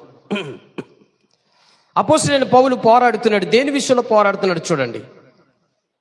అపోస్తలుల కార్యములు, రోమీయులకు రాసిన పత్రిక 7వ అధ్యాయము చూడండి. 7వ అధ్యాయం 23 వచనం చదవండి. వేరొక నియమము నా అవయములలో ఉన్నట్టు కనబడుతుంది. అది నా మనసునందున్న ధర్మశాస్త్రముతో పోరాడుచు అవయములలో నా పాపము నియమమును. తెలుగు వచ్చా? తెలుగు రాదా? చదువుతున్నావు ఏంటమ్మా తల్లి? వచ్చా రాలేదా? నేను చదువుతాను చూడు. 7వ అధ్యాయం రోమపత్రిక 7వ అధ్యాయం 23 నుంచి. వేరొక నియమము నా అవయవములలో ఉన్నట్టు నాకు కనబడుచున్నది. అది నా మనసునందున్న ధర్మశాస్త్రముతో పోరాడుచు నా అవయములోనున్న ఆ పాప నియమమునకు నన్ను చెరపట్టి లోబరుచుకునిచున్నదే. ఏం పోరాటం జరుగుతుంది ఇప్పుడు? పౌలు జీవితంలో ఏ పోరాటం జరుగుతుంది తెలుసా నాన్న? ఏ పోరాటం తెలుసా? పాపమనే పోరాటం. ఏంటి చెప్పండి? పాపం అనే పోరాటం జరుగుతుంది. పాపం అనే పోరాటం. ఏదైతే తను ఒకప్పుడు ఆ బానిసలో ఉన్నాడో అదే తన మీద మరలా పోరాడుతుంది. నేను మీ అందరికీ ఈ విషయం గుర్తు చేస్తానే నాన్న, మీ అందరికీ గుర్తు విషయం చేస్తాను. ఏ పాపం అయితే మనం ఒకప్పుడు చేశామో ఆ పాపం మనల్ని ఎప్పుడు వదలదు. గుర్తుపెట్టుకోండి, ఎప్పుడు వదలదు. అది మన వెంటాడుతూ ఉంటుంది ఆ పాపం. అయితే మనం వదిలించేసుకున్నాం, కానీ అది మన వెంట నీడలాగా వెంటాడుతుంది అంతే. రే నాన్న వింటున్నారా? ఈ చిన్న పిల్లలందరినీ నేను ఎందుకు ఇంత క్రమంగా మిమ్మల్ని తీసుకొస్తున్నాను తెలుసా నాన్న? మీ అందరికీ చెప్తున్నాను. పాపపు వాసన, పాపపు యొక్క రుచి మీకు తెలియకూడదని. నా మాటలు మీకు బాగా అర్థమవుతున్నాయా? పాపం అనే వాసన తెలియకూడదు, పాపం అనే రుచి కూడా తెలియకూడదు. వాటి నీకు తెలియనప్పుడు వాటి జోలికి నువ్వు పోతావా చెప్పండి? త్రాగుబోతాడు ఒక నిబంధన చేసుకుంటాడు. ఏమని నిబంధన చేసుకుంటాడు? యేసయ్యని నమ్ముకున్నాను, నేను తాగుడు మానేస్తున్నాను ప్రభువా, నేను మానేశాను అయినా అంటాడు వాడు. అంతే. ఆ 3 రోజులు మానేస్తాడు, 10 రోజులు మానేస్తాడు, 1 నెల రోజులు మానేస్తాడు. ఏదైనా వాళ్ళ ఫ్రెండ్స్ సర్కిల్లో ఏదైనా ఒక చిన్న పార్టీ వాడి జీవితంలో తగిలిందని అనుకో, అది మందు పార్టీ అనుకో, వాడి వెంటనే కుక్క తోక ఊపినట్లుగా వాడి జీవితం వెళ్ళిపోద్ది అంతే. అర్థమవుతుందా? పాపపు వాసన, పాపపు రుచి లేని వాడు దేనికి భయపడ్డంతే. అర్థమైందా మీకు? మీరు చిన్న వయసు నుంచే ఎందుకు ఇంత కట్టడలు మిమ్మల్ని సరి చేస్తున్నామంటే, కేవలం మీ పిల్లల విషయంలో ఎందుకు అంత క్రమము, అంత గద్దింపు, అంత క్రమశిక్షణలు ఎందుకు పెడుతున్నామంటే, వాళ్ళకి పాపం అనే వాసన తెలియకూడదు, పాపం అనే రుచి తెలియకూడదు అంతే. నీలో చాలాసార్లు పాపంలో ఒకప్పుడు మునిగిపోయి ఉన్నావా? యేసయ్యని తెలుసుకున్నావా? యేసయ్యని తెలుసుకున్న తర్వాత యేసయ్యతో నడుస్తున్న ఈ ప్రయాణంలో నువ్వు చేసిన ఆ పాపం నీ వెనకాల వస్తూనే ఉంటుంది. అది ఏదో రోజున నిన్ను వెనక్కి లాగాలి, నిన్ను ముంచాలని ప్రయత్నం చేస్తుంది. ఎందుకు? ఒకప్పుడు దాన్ని రుచి చూసావు, ఒకప్పుడు దాన్ని వాసన చూసావు, ఒకప్పుడు దాంట్లో పొరలేవు. కాబట్టి అది నిన్ను ఏదో ఒక చోట అది ఆవరించి ఉంటుంది. కానీ దేవుని మహాకృప నీ మీద ఉంది కాబట్టి నువ్వు విడిపించుకుంటావు. అలాగే పౌలు ఆ పాపపు నియమం నాలో ఒకటి కనబడుతుంది అంటున్నాడు. అది నన్ను ఏం చేస్తుంది? చెరపట్టుకుని లాక్కెళ్తుందంట, వెనక్కి లాక్కెళ్ళిపోతుందంట. ఇంత భక్తి జీవితం కలిగిన, ఇంత అపోస్తులైన పౌలుకే ఇంత పోరాటం జరుగుతుంది చూడండి. పాపం అనే పోరాటం మన జీవితంలో ఎదురవుతూ ఉంటుంది. ఏ టైంలో మోహపు చూపు పడుతుందో తెలీదు, ఏ టైంలో మద్యం పడుతుందో తెలీదు, ఏ టైంలో ఎటువంటిది మనల్ని పడేస్తుందో తెలీదు, ఎటు టైంలో అపవాది మనల్ని పొర్లిస్తాడో తెలియదు. అయితే మనతో ఎప్పుడు పాపము అనేది మనల్ని వెంటాడుతున్నప్పుడు మనము నిత్యము దానితో పోరాటం చేయాల. పౌలు పోరాడుతున్నాడంట, పాపముతో పోరాడుతున్నాను. అందుకే అంటున్నాడు, నా పోరాటం దేనితో జరుగుతుంది? ధర్మశాస్త్రమునకు నా పాపమునకు మధ్య జరుగుతుందంట. అది నా మనసులో అది చెరపట్టుకుని లాక్కెళ్ళిపోతుంది అంటాడు. దాని పై వచ్చిన చూడండి, బాగా క్లియర్గా కనబడుతుంది నాన్న. 15వ వచనం చదువు. యాలయనగా నేను చెయ్యనిది నేను ఎరగను, నేను నిశ్చయనది చేయక ద్వేషించినదియే చేయుచున్నాను. ఇచ్చయింపని నేను చేసిన ఎడల ధర్మశాస్త్రం ఇష్టమైనట్టు ఒప్పుకొనిచున్నాను. కావున ఇకను దాన్ని చెయ్యున్నది నా యందు నివసించు పాపమే గాని నేను కాదు, నా యందు అనగా నా శరీరమందు మంచిదేదియు నివసంపదని నేను ఎరుగుదును.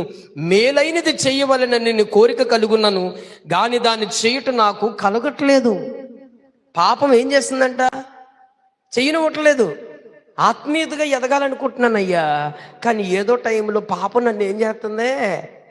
వెనక్కి కానీ నువ్వు దాన్ని ఏం చేయాలి? పోరాడాలి. పౌలు పోరాడుతున్నాడు. అర్థమైందా? పోరాటం చేస్తున్నాడు. ఇదే చూడండి, రోమీలు రాసిన పత్రిక ఇదే రీతిగా 15వ అధ్యాయంలో ఒక మాట చదువుకుందాం. చూడండి, 15వ అధ్యాయంలో, ఇదే రోమీలు రాసిన పత్రిక 15వ అధ్యాయంలో 32 వచనం చూడండి.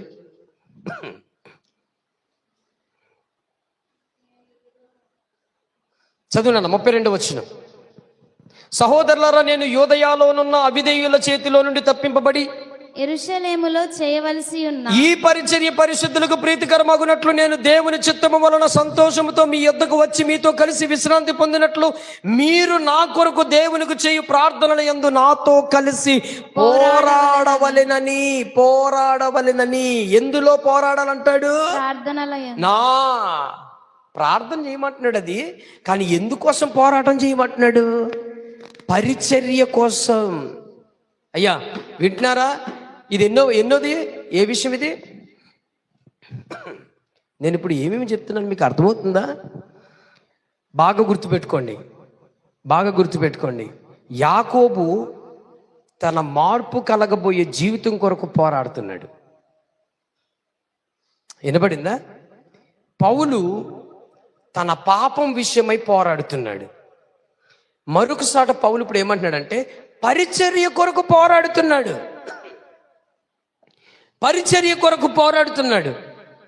సంఘం అభివృద్ధి చెయ్యాలా, సంఘాన్ని వృద్ధి చెయ్యాలా, ప్రతి సంఘం ప్రతి చోట కట్టాలా, ఆత్మ సంబంధమైన గొప్ప ఉజ్జీవం ప్రతి సంఘంలో తీసుకురావాలని అపోస్తలుడైన పౌలు పోరాడుచూ ఉన్నాడు. నానా చూడండి, నా వైపు ఏం చేస్తున్నాడమ్మా? పోరాడుచూ ఉన్నాడు. అందుకే ఏమన్నాడు? మీరు నాతో కలిసి ప్రార్థనలో పోరాడుదాం రండి. నానా ఎందులో పోరాడదాం అంటున్నాడు? ప్రార్థనలో. ఎందుకోసం? పరిచర్య కొరకు. మీలో ఎంతమందికి భారం ఉంది? మా సంఘం ఇంకా అభివృద్ధి అవ్వాలి, మా సంఘంలో విశ్వాసులు ఇంకా నడిపించాలి, లేకపోతే ఇదిగో మా దైవజనుడు ఇంకా ప్రకటించబడాలి, మా దైవజనుడు అనేక చోట్ల వాడుకోవాలని ఈ పరిచర్య కొరకు ఎంతమంది ప్రార్థనలో పోరాడుతున్నారు? నీ ప్రార్థనలు పోరాడుతున్నావా? సంఘము అభివృద్ధి అవ్వాలనే కోరికలో బాగుందా? దాని కొరకు ప్రార్థనలో పోరాడడం బాగుంటుందా? చెప్పండి ఏంటి, మాట్లాడరేంటమ్మా? ఏమా సరే, ఈ పోరాటం ఇలా ఉంటే ఇంకా ఏ రీతిగా మనం పోరాడవలసిన పరిస్థితి, మన జీవితంలో కలుగుతూ ఉంటుందో చూడండి. ఆ మాట కొరింథీయులు రాసిన పత్రిక 9:25 నుంచి 9:25 త్వరగా చూడండి అమ్మా.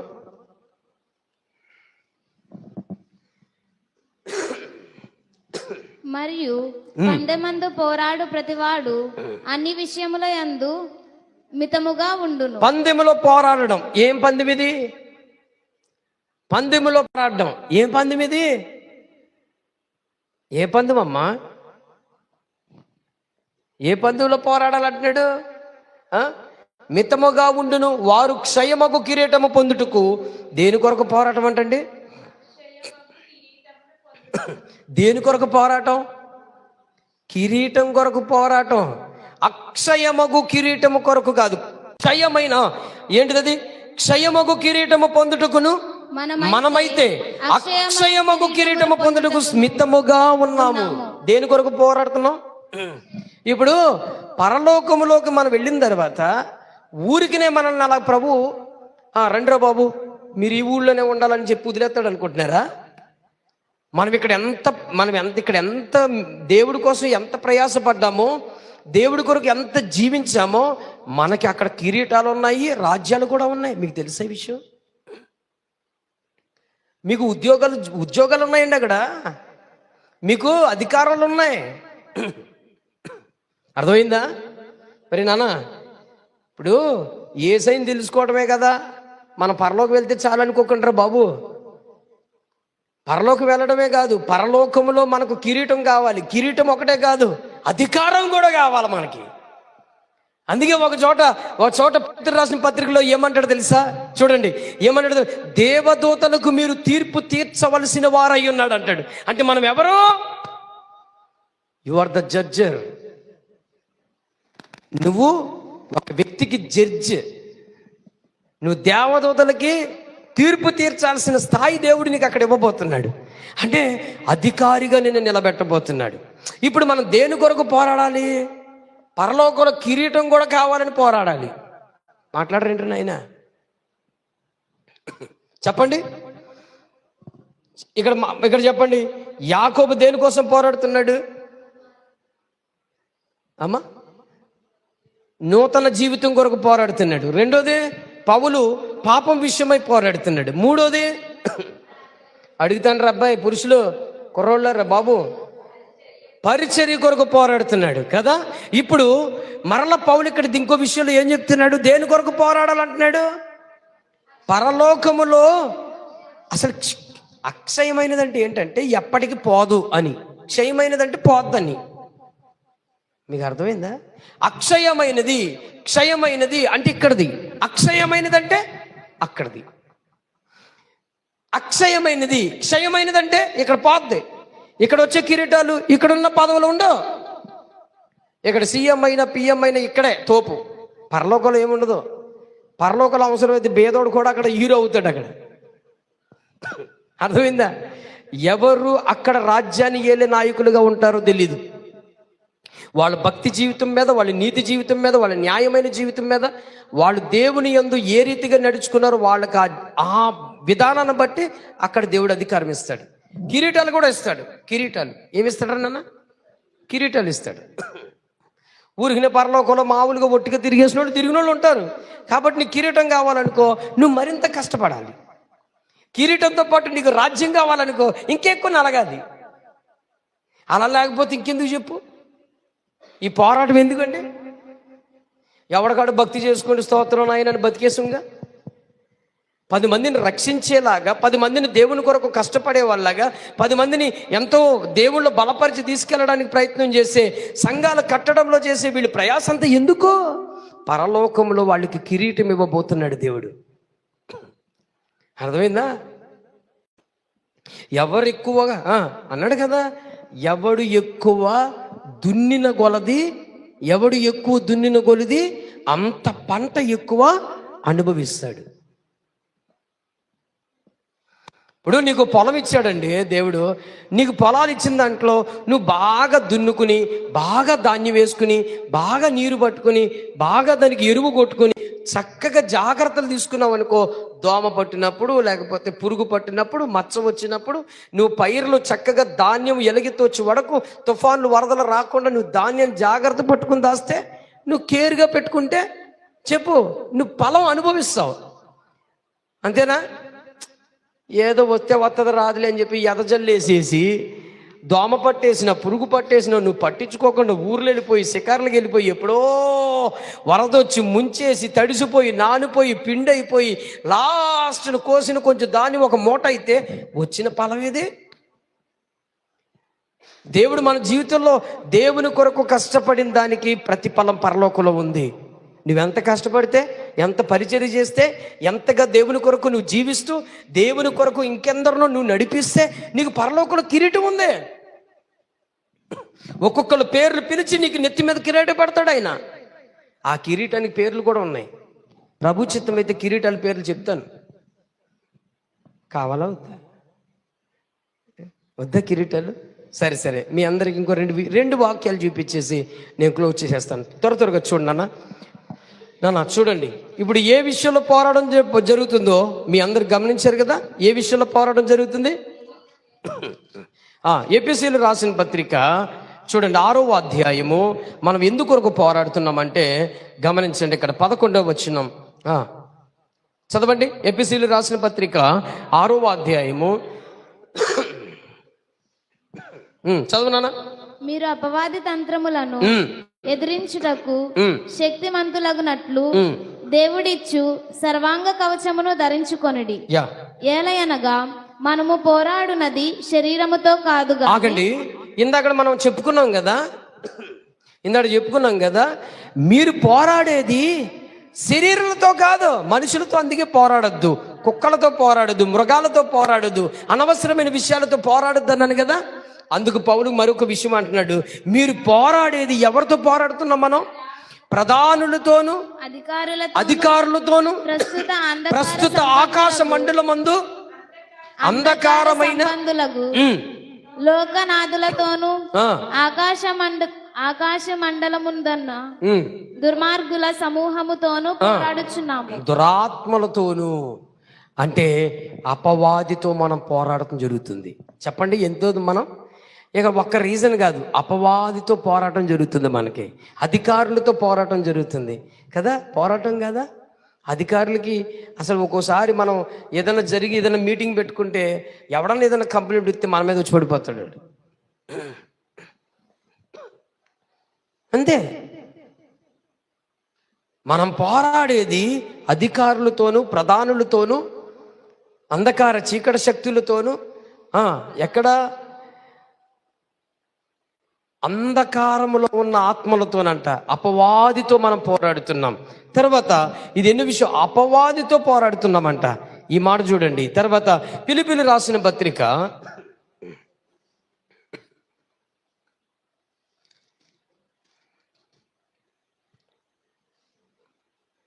అలా ఒకసారి తీయాలి, త్వరగా తీయాలి.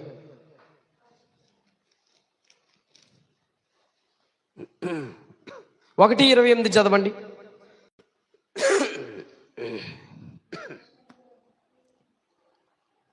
ఫిలిప్పీయులకు రాసిన పత్రిక. ఏ విషయంలోనూ ఎదురించువానికి బెదరక అందరూ ఒక భాషతో సువార్త విషయ పక్షమున పోరాడుచు సువార్త విశ్వాస పక్షమున పోరాడుచు ఏక మనస్సు గలవారై నిలిచియున్నారని నేను మిమ్మల్ని గూర్చి వినులాగున మీరు క్రీస్తు సువార్తకు తగినట్లుగా ప్రవర్తించుడి. నానా, దేని కొరకు పోరాడుతున్నాం మనం? చెప్పండి, సువార్త కొరకు. చెప్పండి ఈ మాట, దేని కొరకు పోరాటం? సువార్త. అర్థమైందా? సువార్త.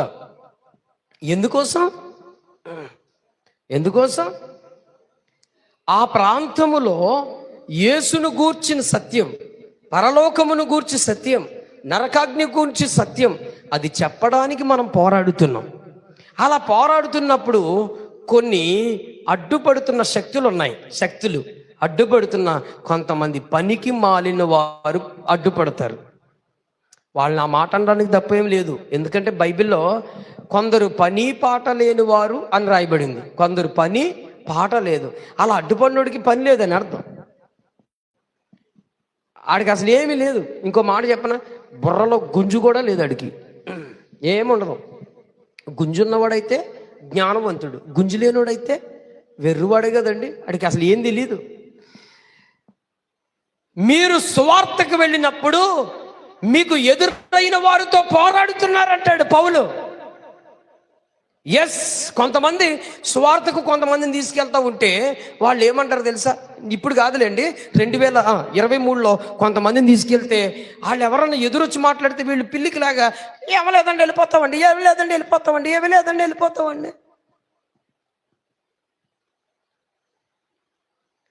వాడెవడో ఏమంటాడంటే అన్నప్పటికీ వీళ్ళు ఏం చేస్తారు? తోక ముడుచుకున్నా ఇలాగా వెళ్ళిపోతామండి. బాబా మీ పుణ్యం ఉంటుందండి, వెళ్ళిపోతామండి. అసలు నువ్వు భయపడేవాడు స్వార్థకి వెళ్ళొద్దు. మనుషులు చూస్తే బెదిరిపోయి భయపడిపోయినాడు స్వార్థకు వద్దు. ఎవడైనా ఏదన్నా వచ్చంటే ఆడికేదో భయపడిపోయి ఆడికేదో దండాలు పెట్టేసి ఆడేదో ఆకాశం నుంచి ఊడిపడినోళ్ళలాగా ఆడికేదో బాబు ఏదో పొరపాటు అయిపోయింది అక్కడికి వచ్చావు వెళ్ళిపోతాలే బాబు అన్నవాడు అయితే నువ్వు స్వార్థకి వెళ్ళొద్దు.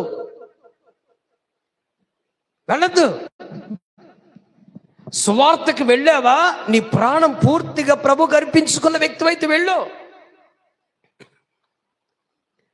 తన్ను తాను నా సిలువను ఎత్తుకుని వెంబడించిన వాడే నాకు పాత్రుడు అన్నాడు. అంటే ఏంటి?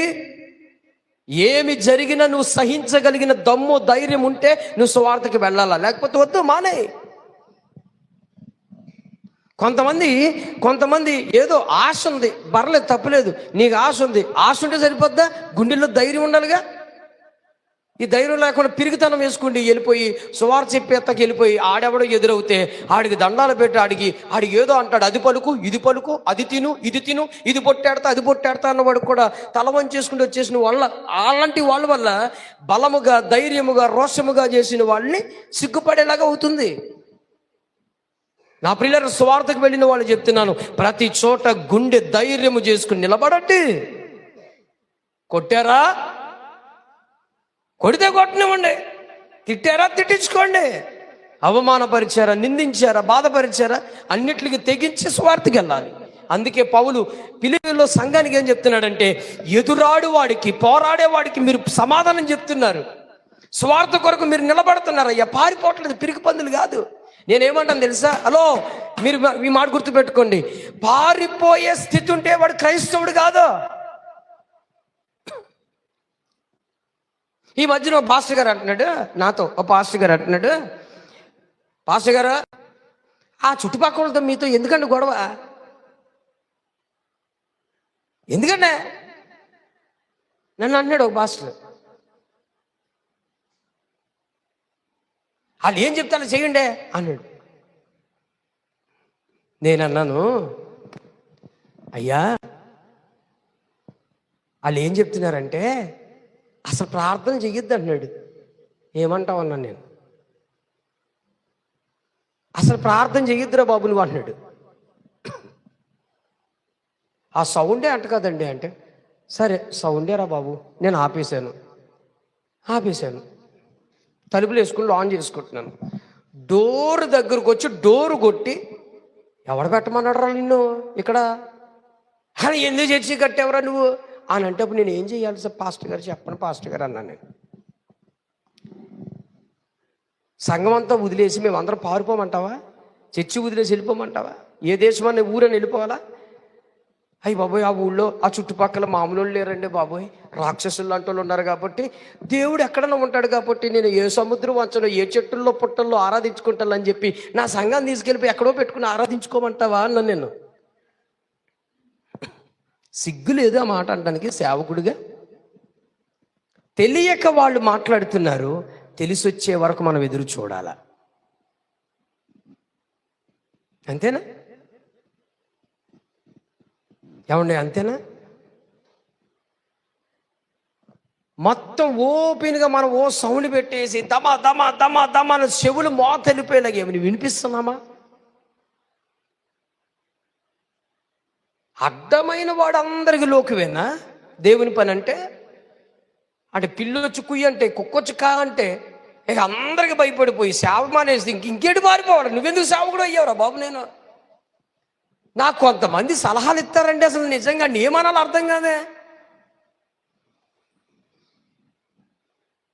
సలహాలు ఇవ్వు, ఎందువరకు ఇవ్వాలి? నీ కోసం ప్రార్థన చేస్తున్నానయ్యా, మీ సేవ కొరకు ప్రార్థన చేస్తున్నాను, దేవుడు మీకు తోడుండునుగా అనేది ఇవ్వు, తప్పులేదు. అంతేగాని పనికి మాలిన సలహాలు ఇవ్వద్దు. ఇక్కడ బుడదలో దిగిన వాడికి తెలుస్తుంది ఇక్కడ ఏంటో. అంతేనా? మాట్లాడరేంటి? నీ కథ ఎలా ఉండదు తెలుసా? కొంతమంది కథ ఎలా ఉండదు తెలుసా? కుక్క అంట, ఆడు పెంచుకున్న కుక్క మట్టిలోకి వెళ్ళిపోయిందంట. ఆడు బయట ఉండి కేకెత్తాడంట, బుడదలో ఈడు దిగడం, ఆ బుడదలో ఈడు దిగడం, ఆ కుక్కను పిలుస్తున్నాడు, దా దా రా రా అంటే అది వస్తుందా? రావట్లా. ఎందుకు? వచ్చేంత పరిస్థితి ఆ బుడదలో నుంచి దానికి లేదు. అర్థమైందా? బుడదలో ఉన్న వాళ్ళకి ఆ బాధ ఏంటో తెలుస్తుంది. ఇప్పుడు ఆ కుక్క అనుకుంటుందంట, ఆ జంతువు అనుకుంటుంది, ఏమనుకుంటుంది, ఒరే నువ్వు బిస్కెట్ ఎట్టు పాలెట్టు, నేను రావడానికి నాకు కదలట్లేదురా బాబు, ఇక్కడ గుంటలా ఉందిరా బాబు అనుకుంటుందంటది. ఇక్కడ సేవా పరిచర్య, ఇక్కడ భారం, ఇక్కడ బాధ్యత ఏంటి ఇక్కడ మాకు తెలుసు. హీరోలు అయిపోతారు కొంతమంది సలహాలు ఇవ్వడంలో. అలా చెయ్యి, ఇలా చెయ్యి, ఇలా చెయ్యి. నీ చేతనైతే ఒకే ఒక దైవజనుడు, మంచి ఆత్మీయుడు ఒక దైవజనుడు చెప్పాడు నాకు. ఏమన్నాడు తెలుసా? నాయనా, నీ పరిచర్య కొరకు మేము ప్రార్థన చేస్తున్నాం. ఆయన మొన్న వచ్చిన దైవజనుడు, మన మధ్యకు వచ్చిన దైవజనుడు చెప్పాడు నాకు, మోడీ గారు, డిఎల్ మోడీ గారు అనే దైవజనుడు ఏమన్నాడు తెలుసా? అయ్యా, మీ పరిచర్య కొరకు ప్రార్థన. సలహాలు ఇవ్వలేదు ఆయన, ఫోన్ చేసి, అవునా, అలాగా, ఇలా చేయండి, అలా చేయండి అని. ఎవడన్నా కత్తించుకుంటూ తెటి పారిపోతావు తెలియదు నువ్వు. పిల్లరా, పౌలు ఏమంటాడో తెలుసా? ఫిలిప్పీ సంఘానికి ఏమంటాడో తెలుసా? ఎదురించు వాడికి మీరు బెదరకంటాడు. ఆడొచ్చి పెద్ద కేకేసేస్తే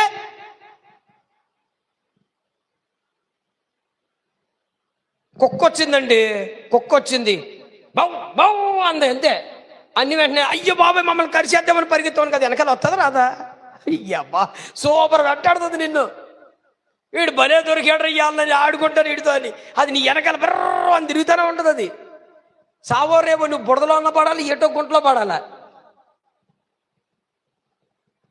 నువ్వు అక్కడే అది మురిగిందనుకో, ఒక్క రాయి తీసుకుని దాని మీద అన్నావు అనుకో, ఏమవుతుంది? మాట్లాడరేంటండి, పారిపోద్ది. దొంగవా, వ్యభిచారివా, మోసం చేసావా, అన్యాయం చేస్తున్నావా, గాలిడి విద్యలు చేస్తున్నావా? స్వార్థ ప్రకటించడానికి భారతదేశం నీకు ఇచ్చిన స్వాతంత్రం ఇచ్చిన ఒకడు ఎవడో పనికి మానోడు వచ్చి కయ్యు కయ్యు అంటే బెదిరిపోవడానికి ఎవడయ్యా నువ్వు? అసలు ఎందుకు బెదిరిపోవాలి? నిలబడు. నచ్చలేదా, వాడికి నచ్చలేదా, ఆడింటికాడ నచ్చకపోతే ఓకే, పక్క వీధిలోకి వెళ్ళు. ఓ చోట నాకు ఇలాగే తగులుకుంటే నేను అన్నాను, ఈ ఊరు ప్రెసిడెంట్వా, ఈ ఊరు నాయకుడివా చెప్పాను నేను. ఏమీ కాదన్నాడు. నీ ఇల్లు ఎక్కడ అన్నాను నేను. ఇదిగో ఇదే అన్నాడు. నీ ఇల్లు ఎక్కడే కదా, నీ ఇంటికాడ నీకు ఇబ్బందిగా ఉందిగా, సువార్త ఎదరికెళ్ళిపోతాను, కంగారు పడుకు, ఉండి ఇక్కడ అన్నాను. మాట్లాడొద్దు, ఉండు, నీకు ఇబ్బంది ఉంది, నీకు నచ్చట్లేదు, ఓకే వెళ్ళిపోతాను, అంతే. ఆగిపోయాడు. ఇంకా అక్కడికి ఇంకా మరి వెనకాల రాలేదు. ఒక్కొక్కడు నాటకాలు వేస్తూ ఉంటాడు, ఒక్కొక్కడు నాటకాలు వేస్తూ ఉంటాడు. ఏమని, ఈ ఊళ్ళో సువార్త చేయకుండా తిప్పుతావరా అని. అలాగే చేశారు కదండి. కాళీపట్నం తిరిగితే శుభ్రంగా తేగల కట్టలు 2 కూర్చుని పట్టుకుని కూర్చుని తిని గంట సేపు కూర్చున్నాం, శుభ్రంగా తేగల కట్టలు తింటా ఉన్నాం. ఎంతసేపు ఉంటారు? మాకున్న ఓపిక నీకు ఉంటుందా? ఏరా ఉంటాడా? గుర్తుందా నాన్న? తేగల కట్టలు 4 కట్టలు కొన్నానండి, మంచిగా కట్టేసి పడేసాను. శుభ్రంగా చెట్టు కింద కూర్చొని తింటా ఉన్నాం, తేగలు ఇరుచుకుంటూ తిన్నప్పటికి బండ్లు వేసుకుని చూస్తున్నాడు. ఎప్పుడు వెళ్తారు ఇలా? ఒరే వెళ్ళరా, మా ఇంటికాడ చెరువు, ఒరే మా ఆవిడ ఫోన్ చేసిందిరా, ఒరే చెరువు కాడికి వెళ్ళాలరా, ఒరే అక్కడికి వెళ్ళాలరా. ఎవడికవాడు వదిలేసిపోయాడు అంతే. రాజారకంగా సువార్త చేసి వచ్చేసాం అక్కడ. స్తోత్రం. బెదరొద్దు, సువార్తకు బెదరొద్దు. అపోస్తులు బెదిరిపోయినట్లయితే ఈ రోజు నీకు సువార్త రాదు. వస్తుందా? అపోస్తులు సువార్తగా వాళ్ళు మనుషులకు బెదిరిపోతే పౌల్ని వెంటాడారండి, నిబంధనలు చేసుకున్నారంట. పౌలు అనేవాడిని మేము చంపు వరకు అన్నం తినాం, నీరు తాగాం, ఇది మా ప్రమాణాలు చేసుకున్నారంట వాళ్ళు. పౌలు దొరకలేదు పాపం, వాళ్ళు కడుపు కాల్చుకుని తిరిగారు తప్ప ఇంకేం ఉపయోగం లేదు. బాబోయ్ నా ప్రాణం తీసేస్తాడేమో బాబు, వీళ్ళు మొత్తానికి అన్నం తినరు, నీళ్లు తాగరని అయ్యో తీర్మానాలు చేసుకుని ప్రమాణాలు చేసుకున్నారా. వాళ్ళు నా కోసం తిరుగుతున్నారు, వెంటాడి పౌలు ఎక్కడ దొరుకుతాడా, ఏ ఊర్లో దొరుకుతాడా, ఏ పట్టణంలో దొరుకుతాడని కత్తులు పట్టుకుని ఏదో రకంగా పొడిచి చంపేసి తలకై కోసేద్దామని కంకణం పట్టుకుని తిరుగుతున్నారు. కానీ పౌలు సువార్త ఆపాడా? అపోస్తులు ఆపారా? నువ్వెందుకు పారిపోతావు? భయపడద్దు. పౌలు అందుకే అంటున్నాడు, నువ్వు నిలబడినప్పుడు, అందుకే అంటాడు కదా, మీరు నిలబడినప్పుడు బెదరక, ఎవడైనా మిమ్మల్ని బెదిరించినప్పుడు పారిపోవద్దు. బెదరక, ఎదిరించినప్పుడు బెదరక, మీరు నిలబడి సమాధానం చెప్పండి, అందుకు మీరు నచ్చారంటాడు. కాలరగడే చెప్తున్నాడు పౌలు. క్రీస్తు సువార్తను ప్రకటించండి, చెప్పండి, సత్యం చెప్పండి రా బాబు. ఏదో తాడబెడితే వెళ్ళిపోద్ది. ఏమండే ఏం గట్స్ అండి, నేను నిజంగా చెప్తున్నాను. ఈ కాలంలో దైవజనుల్లో ఎవరిలోని లేని గట్స్ ఒక దైవ సేవకుడు నిరూపించి చూపించాడండి. పగడాల ప్రవీణ్ బ్రదర్ ఆయన అసలు ఆయన గట్స్ చూపించాడు. గట్స్ చూపించాడంతే, తాడో పెడితే ఏం చేసుకున్నాడు అంతే, సత్యం చెప్పేశాడంతే, కొండ బద్దలు కూడా చెప్పేశాడు. ఇది నిజం, ఇది నిజం, ఇది సత్యం.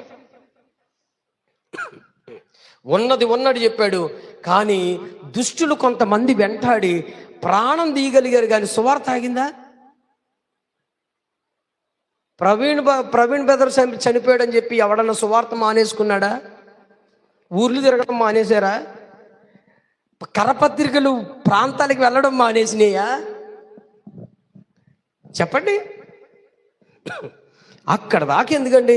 అనంతపురంలో సువార్త ప్రకటిస్తే మొన్న జనవరి 4వ తారీఖున అద్దాల పగలు కొట్టి నానా చిందరపిందలు చేశారని ఆ మరుసటి 2వ రోజున మనం చేయలేదు.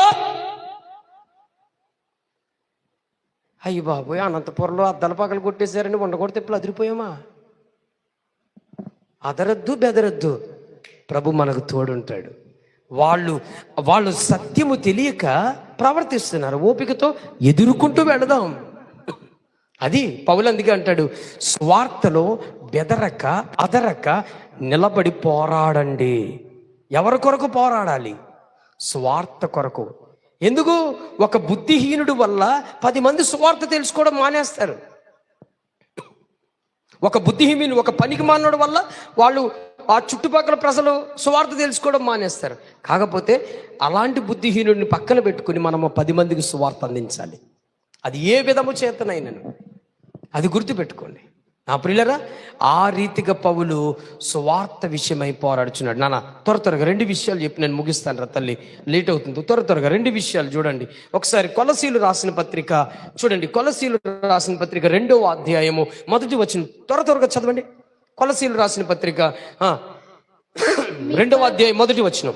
మీ కొరకును లవోదికయ వారి కొరకును శరీర రీతిగా నా ముఖము చూడని వారి కొరకు నేను ఎంతగా పోరాడుచున్నాను. అసలు చూడండి, నా వైపు చూడండి అన్న.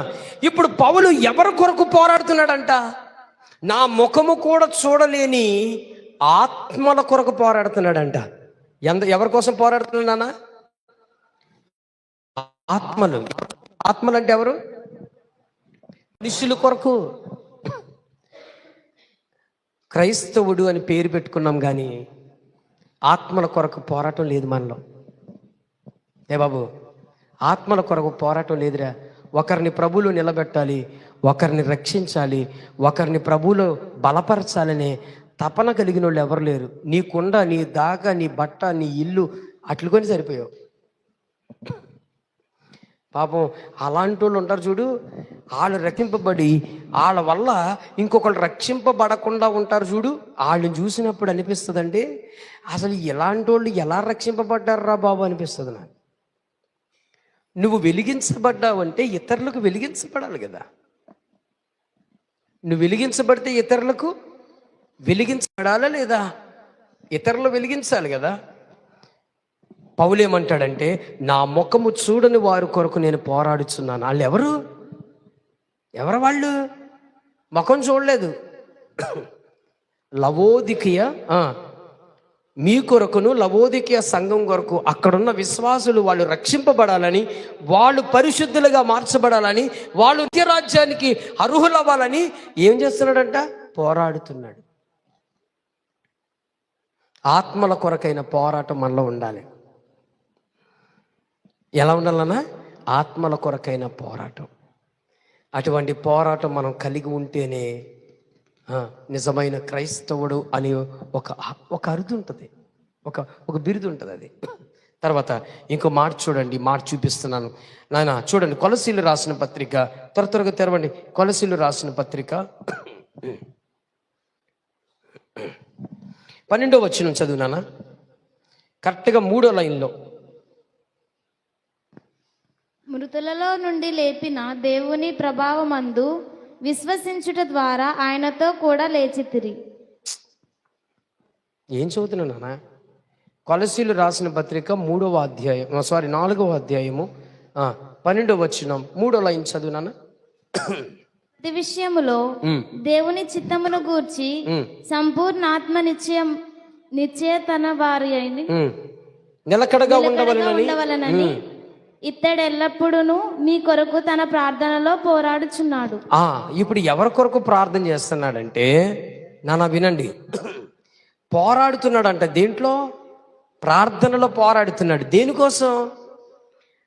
తన సహోదరులు ఆత్మీయతలోను, పరిశుద్ధతలోను, విశ్వాసంలోను, భక్తిలోను ఇంకా ఇంకా ఇంకా వృద్ధి చెందాలని పోరాడుతున్నాడంట. ఎవరు? ఎపఫ్రా. ఎవరి కోసం? తన సహోదరుల కొరకు. మీరు పోరాడుతున్నారా? మీ ఇంట్లో వాళ్ళు రక్షించుకోవాలి, మీ ఇంట్లో ఆత్మీయతలో నిలబడాలి, మీ కుటుంబ వారు పరలోక రాజ్య వారసులు కావాలని మనలో ఎంత పోరాటం జరుగుతుంది. ఆ పోరాటం మనం చెయ్యాలి. ఆ రీతిగా పోరాడుచూ ఉన్నాడంట.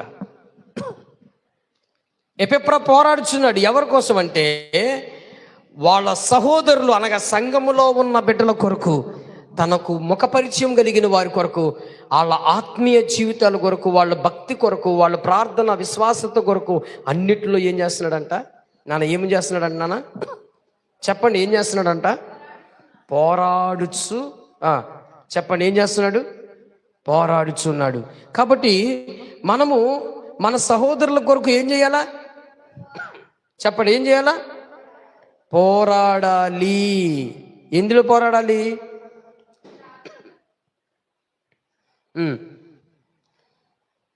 చూడండి, ఇంకో మాట చూసుకుని మనం త్వరగా ముగించుకుందాము. పేతురు రాసిన 2వ పత్రిక, పేతురు రాసిన 2వ పత్రిక, మొదటి పేతురు రాసిన 2వ పత్రిక, మొదటి పేతురు 2వ అధ్యాయం, మొదటి పేతురు 2వ అధ్యాయం 11వ వచనం చదవండి అన్న.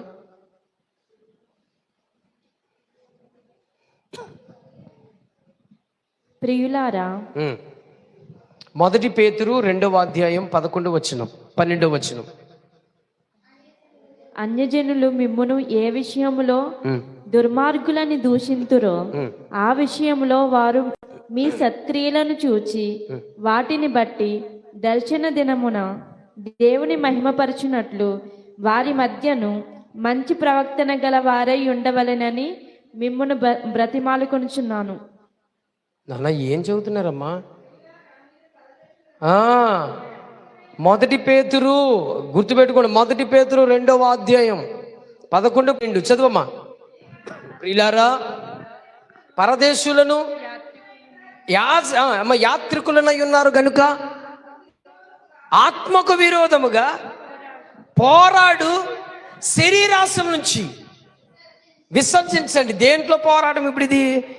శరీర ఆశల కొరకై పోరాటం. శరీరం ఏం కోరుకుంటా ఉంటది? తినుము, తాగుము, సుఖించుము. రే మీరు దూరంగా కూర్చోండి. అతికిపోయారండి అందరూ. దూరంగా కూర్చోండి. ఇంకా రేనా దూరంగా కూర్చోండి. ఎందుకు ఇలా దగ్గరకు వచ్చేసారు ఊసులాడుకుంటా? మీరు బైబిల్ తీసారా? రే తీసారా? ఏం తీసారు? చదువు.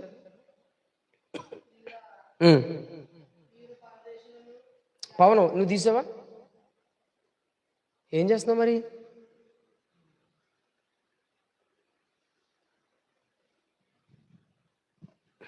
బైబిల్ తెరవండి అనేది చెప్తున్నాను మీకు. చదవండి. మీరు శరీరేచ్ఛలను విసర్జించండి. పోరాడుచు మీ శరీరం కొరకు మీరు ఏం చేయమంటున్నాడు?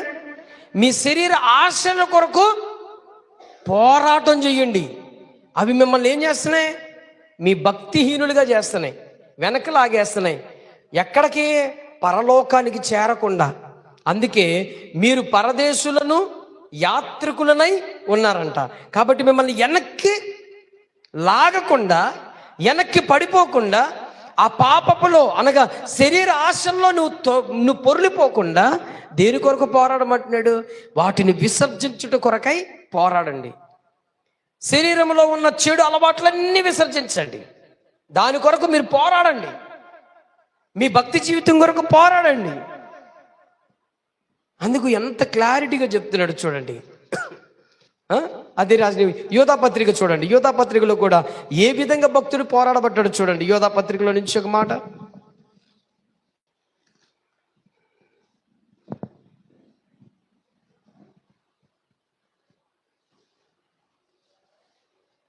చదవండి. యోధా పత్రిక మొదటి అధ్యాయం 3వ వచనం. ప్రియులారా, మనకందరికీ కలిగేడు రక్షణ గూర్చి మీకు రాయవలనని విశేష శక్తి గలవాడై ప్రయత్నపడుచుండగా పరిశుద్ధులకు ఒక్కసారి అప్పగింపబడిన బోధ నిమిత్తం మీరు పోరాడవలనని మిమ్మును వేడుకొని. దేని విషయం కొరకు పోరాడమంటున్నాడు? బోధ విషయం, అనగా వాక్యము కొరకు ఆసక్తితో పోరాడండి. వాక్యము కొరకు మీరు ఆశ కలిగి పోరాడండి.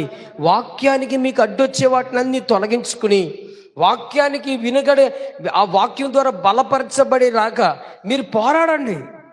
దాని కొరకు పోరాడండి. ఇవన్నీ పోరాటం చేస్తే మనకొచ్చే లాభసాధకమైనది ఏదన్నా ఉంది అని అంటే అద్భుతమైనది ఉంది. ఏంటనంటే అందుకే అపోస్తలుడైన పౌలు ఏమంటాడు చూడండి. 2వ తిమోతిలు రాసిన పత్రిక 4:7. 2వ తిమోతిలు రాసిన పత్రిక 4:7 వచనం చదవండి అన్న.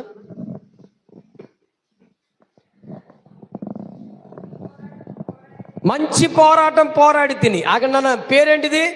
మంచి పోరాటం. అంటే అన్నిట్లోనూ నేను ఎందుకు పోరాడుతున్నానో అది పోరాడాడంట. నేను ఇంత ప్రారంభంలో చెప్పాను కదమ్మా, వ్యర్థమైన వాటికి పోరాడద్దు, ఉపయోగపడిన దానికి పోరాడండి. పరలోకానికి వెళ్ళేదాని కోసం పోరాడండి. అది పౌలు పోరాడాడంట. నేను మంచి పోరాటము పోరాడి తిని పరుగు కడముట్టించి తిని విశ్వాసము కాపాడుకొంటిని. మంచి పోరాటము పోరాడి తిని నా పరుగు కడముట్టించి తిని. నా పరుగు ఏం చేశాడంట? కడముట్టించాను. విశ్వాసము కాపాడుకొంటిని. ఇక మీదట నా కొరకు నీతి కిరీటం ఉంచబడి ఉన్నది. ఆగనానా, ఇప్పుడు పరలోకం కొరకు పోరాడాడు పౌలు. తన కొరకు ఏముంచిందంట? నీతి కిరీటం ఉంది.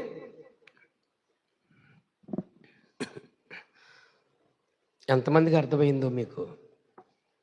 పాపం కొంతమంది మనసుల్లో అంతా టైం ఎప్పుడు అవుతుందిరా బాబు, మీ మనసు తెలియకుండా అంత బోధ ఏం చేయను నేను.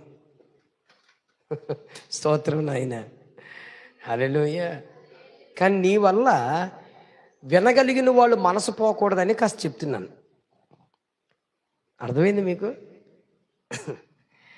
నీకు ఎలా కష్టమైపోతే వినేవాళ్ళు కష్టం అవ్వకూడదుగా, వాళ్ళకైనా పూర్తిగా ఆనందంగా ఎక్కాలిగా.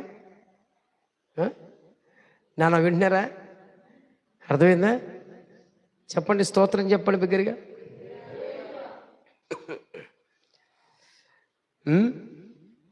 మంచి పోరాటము పోరాడి తిని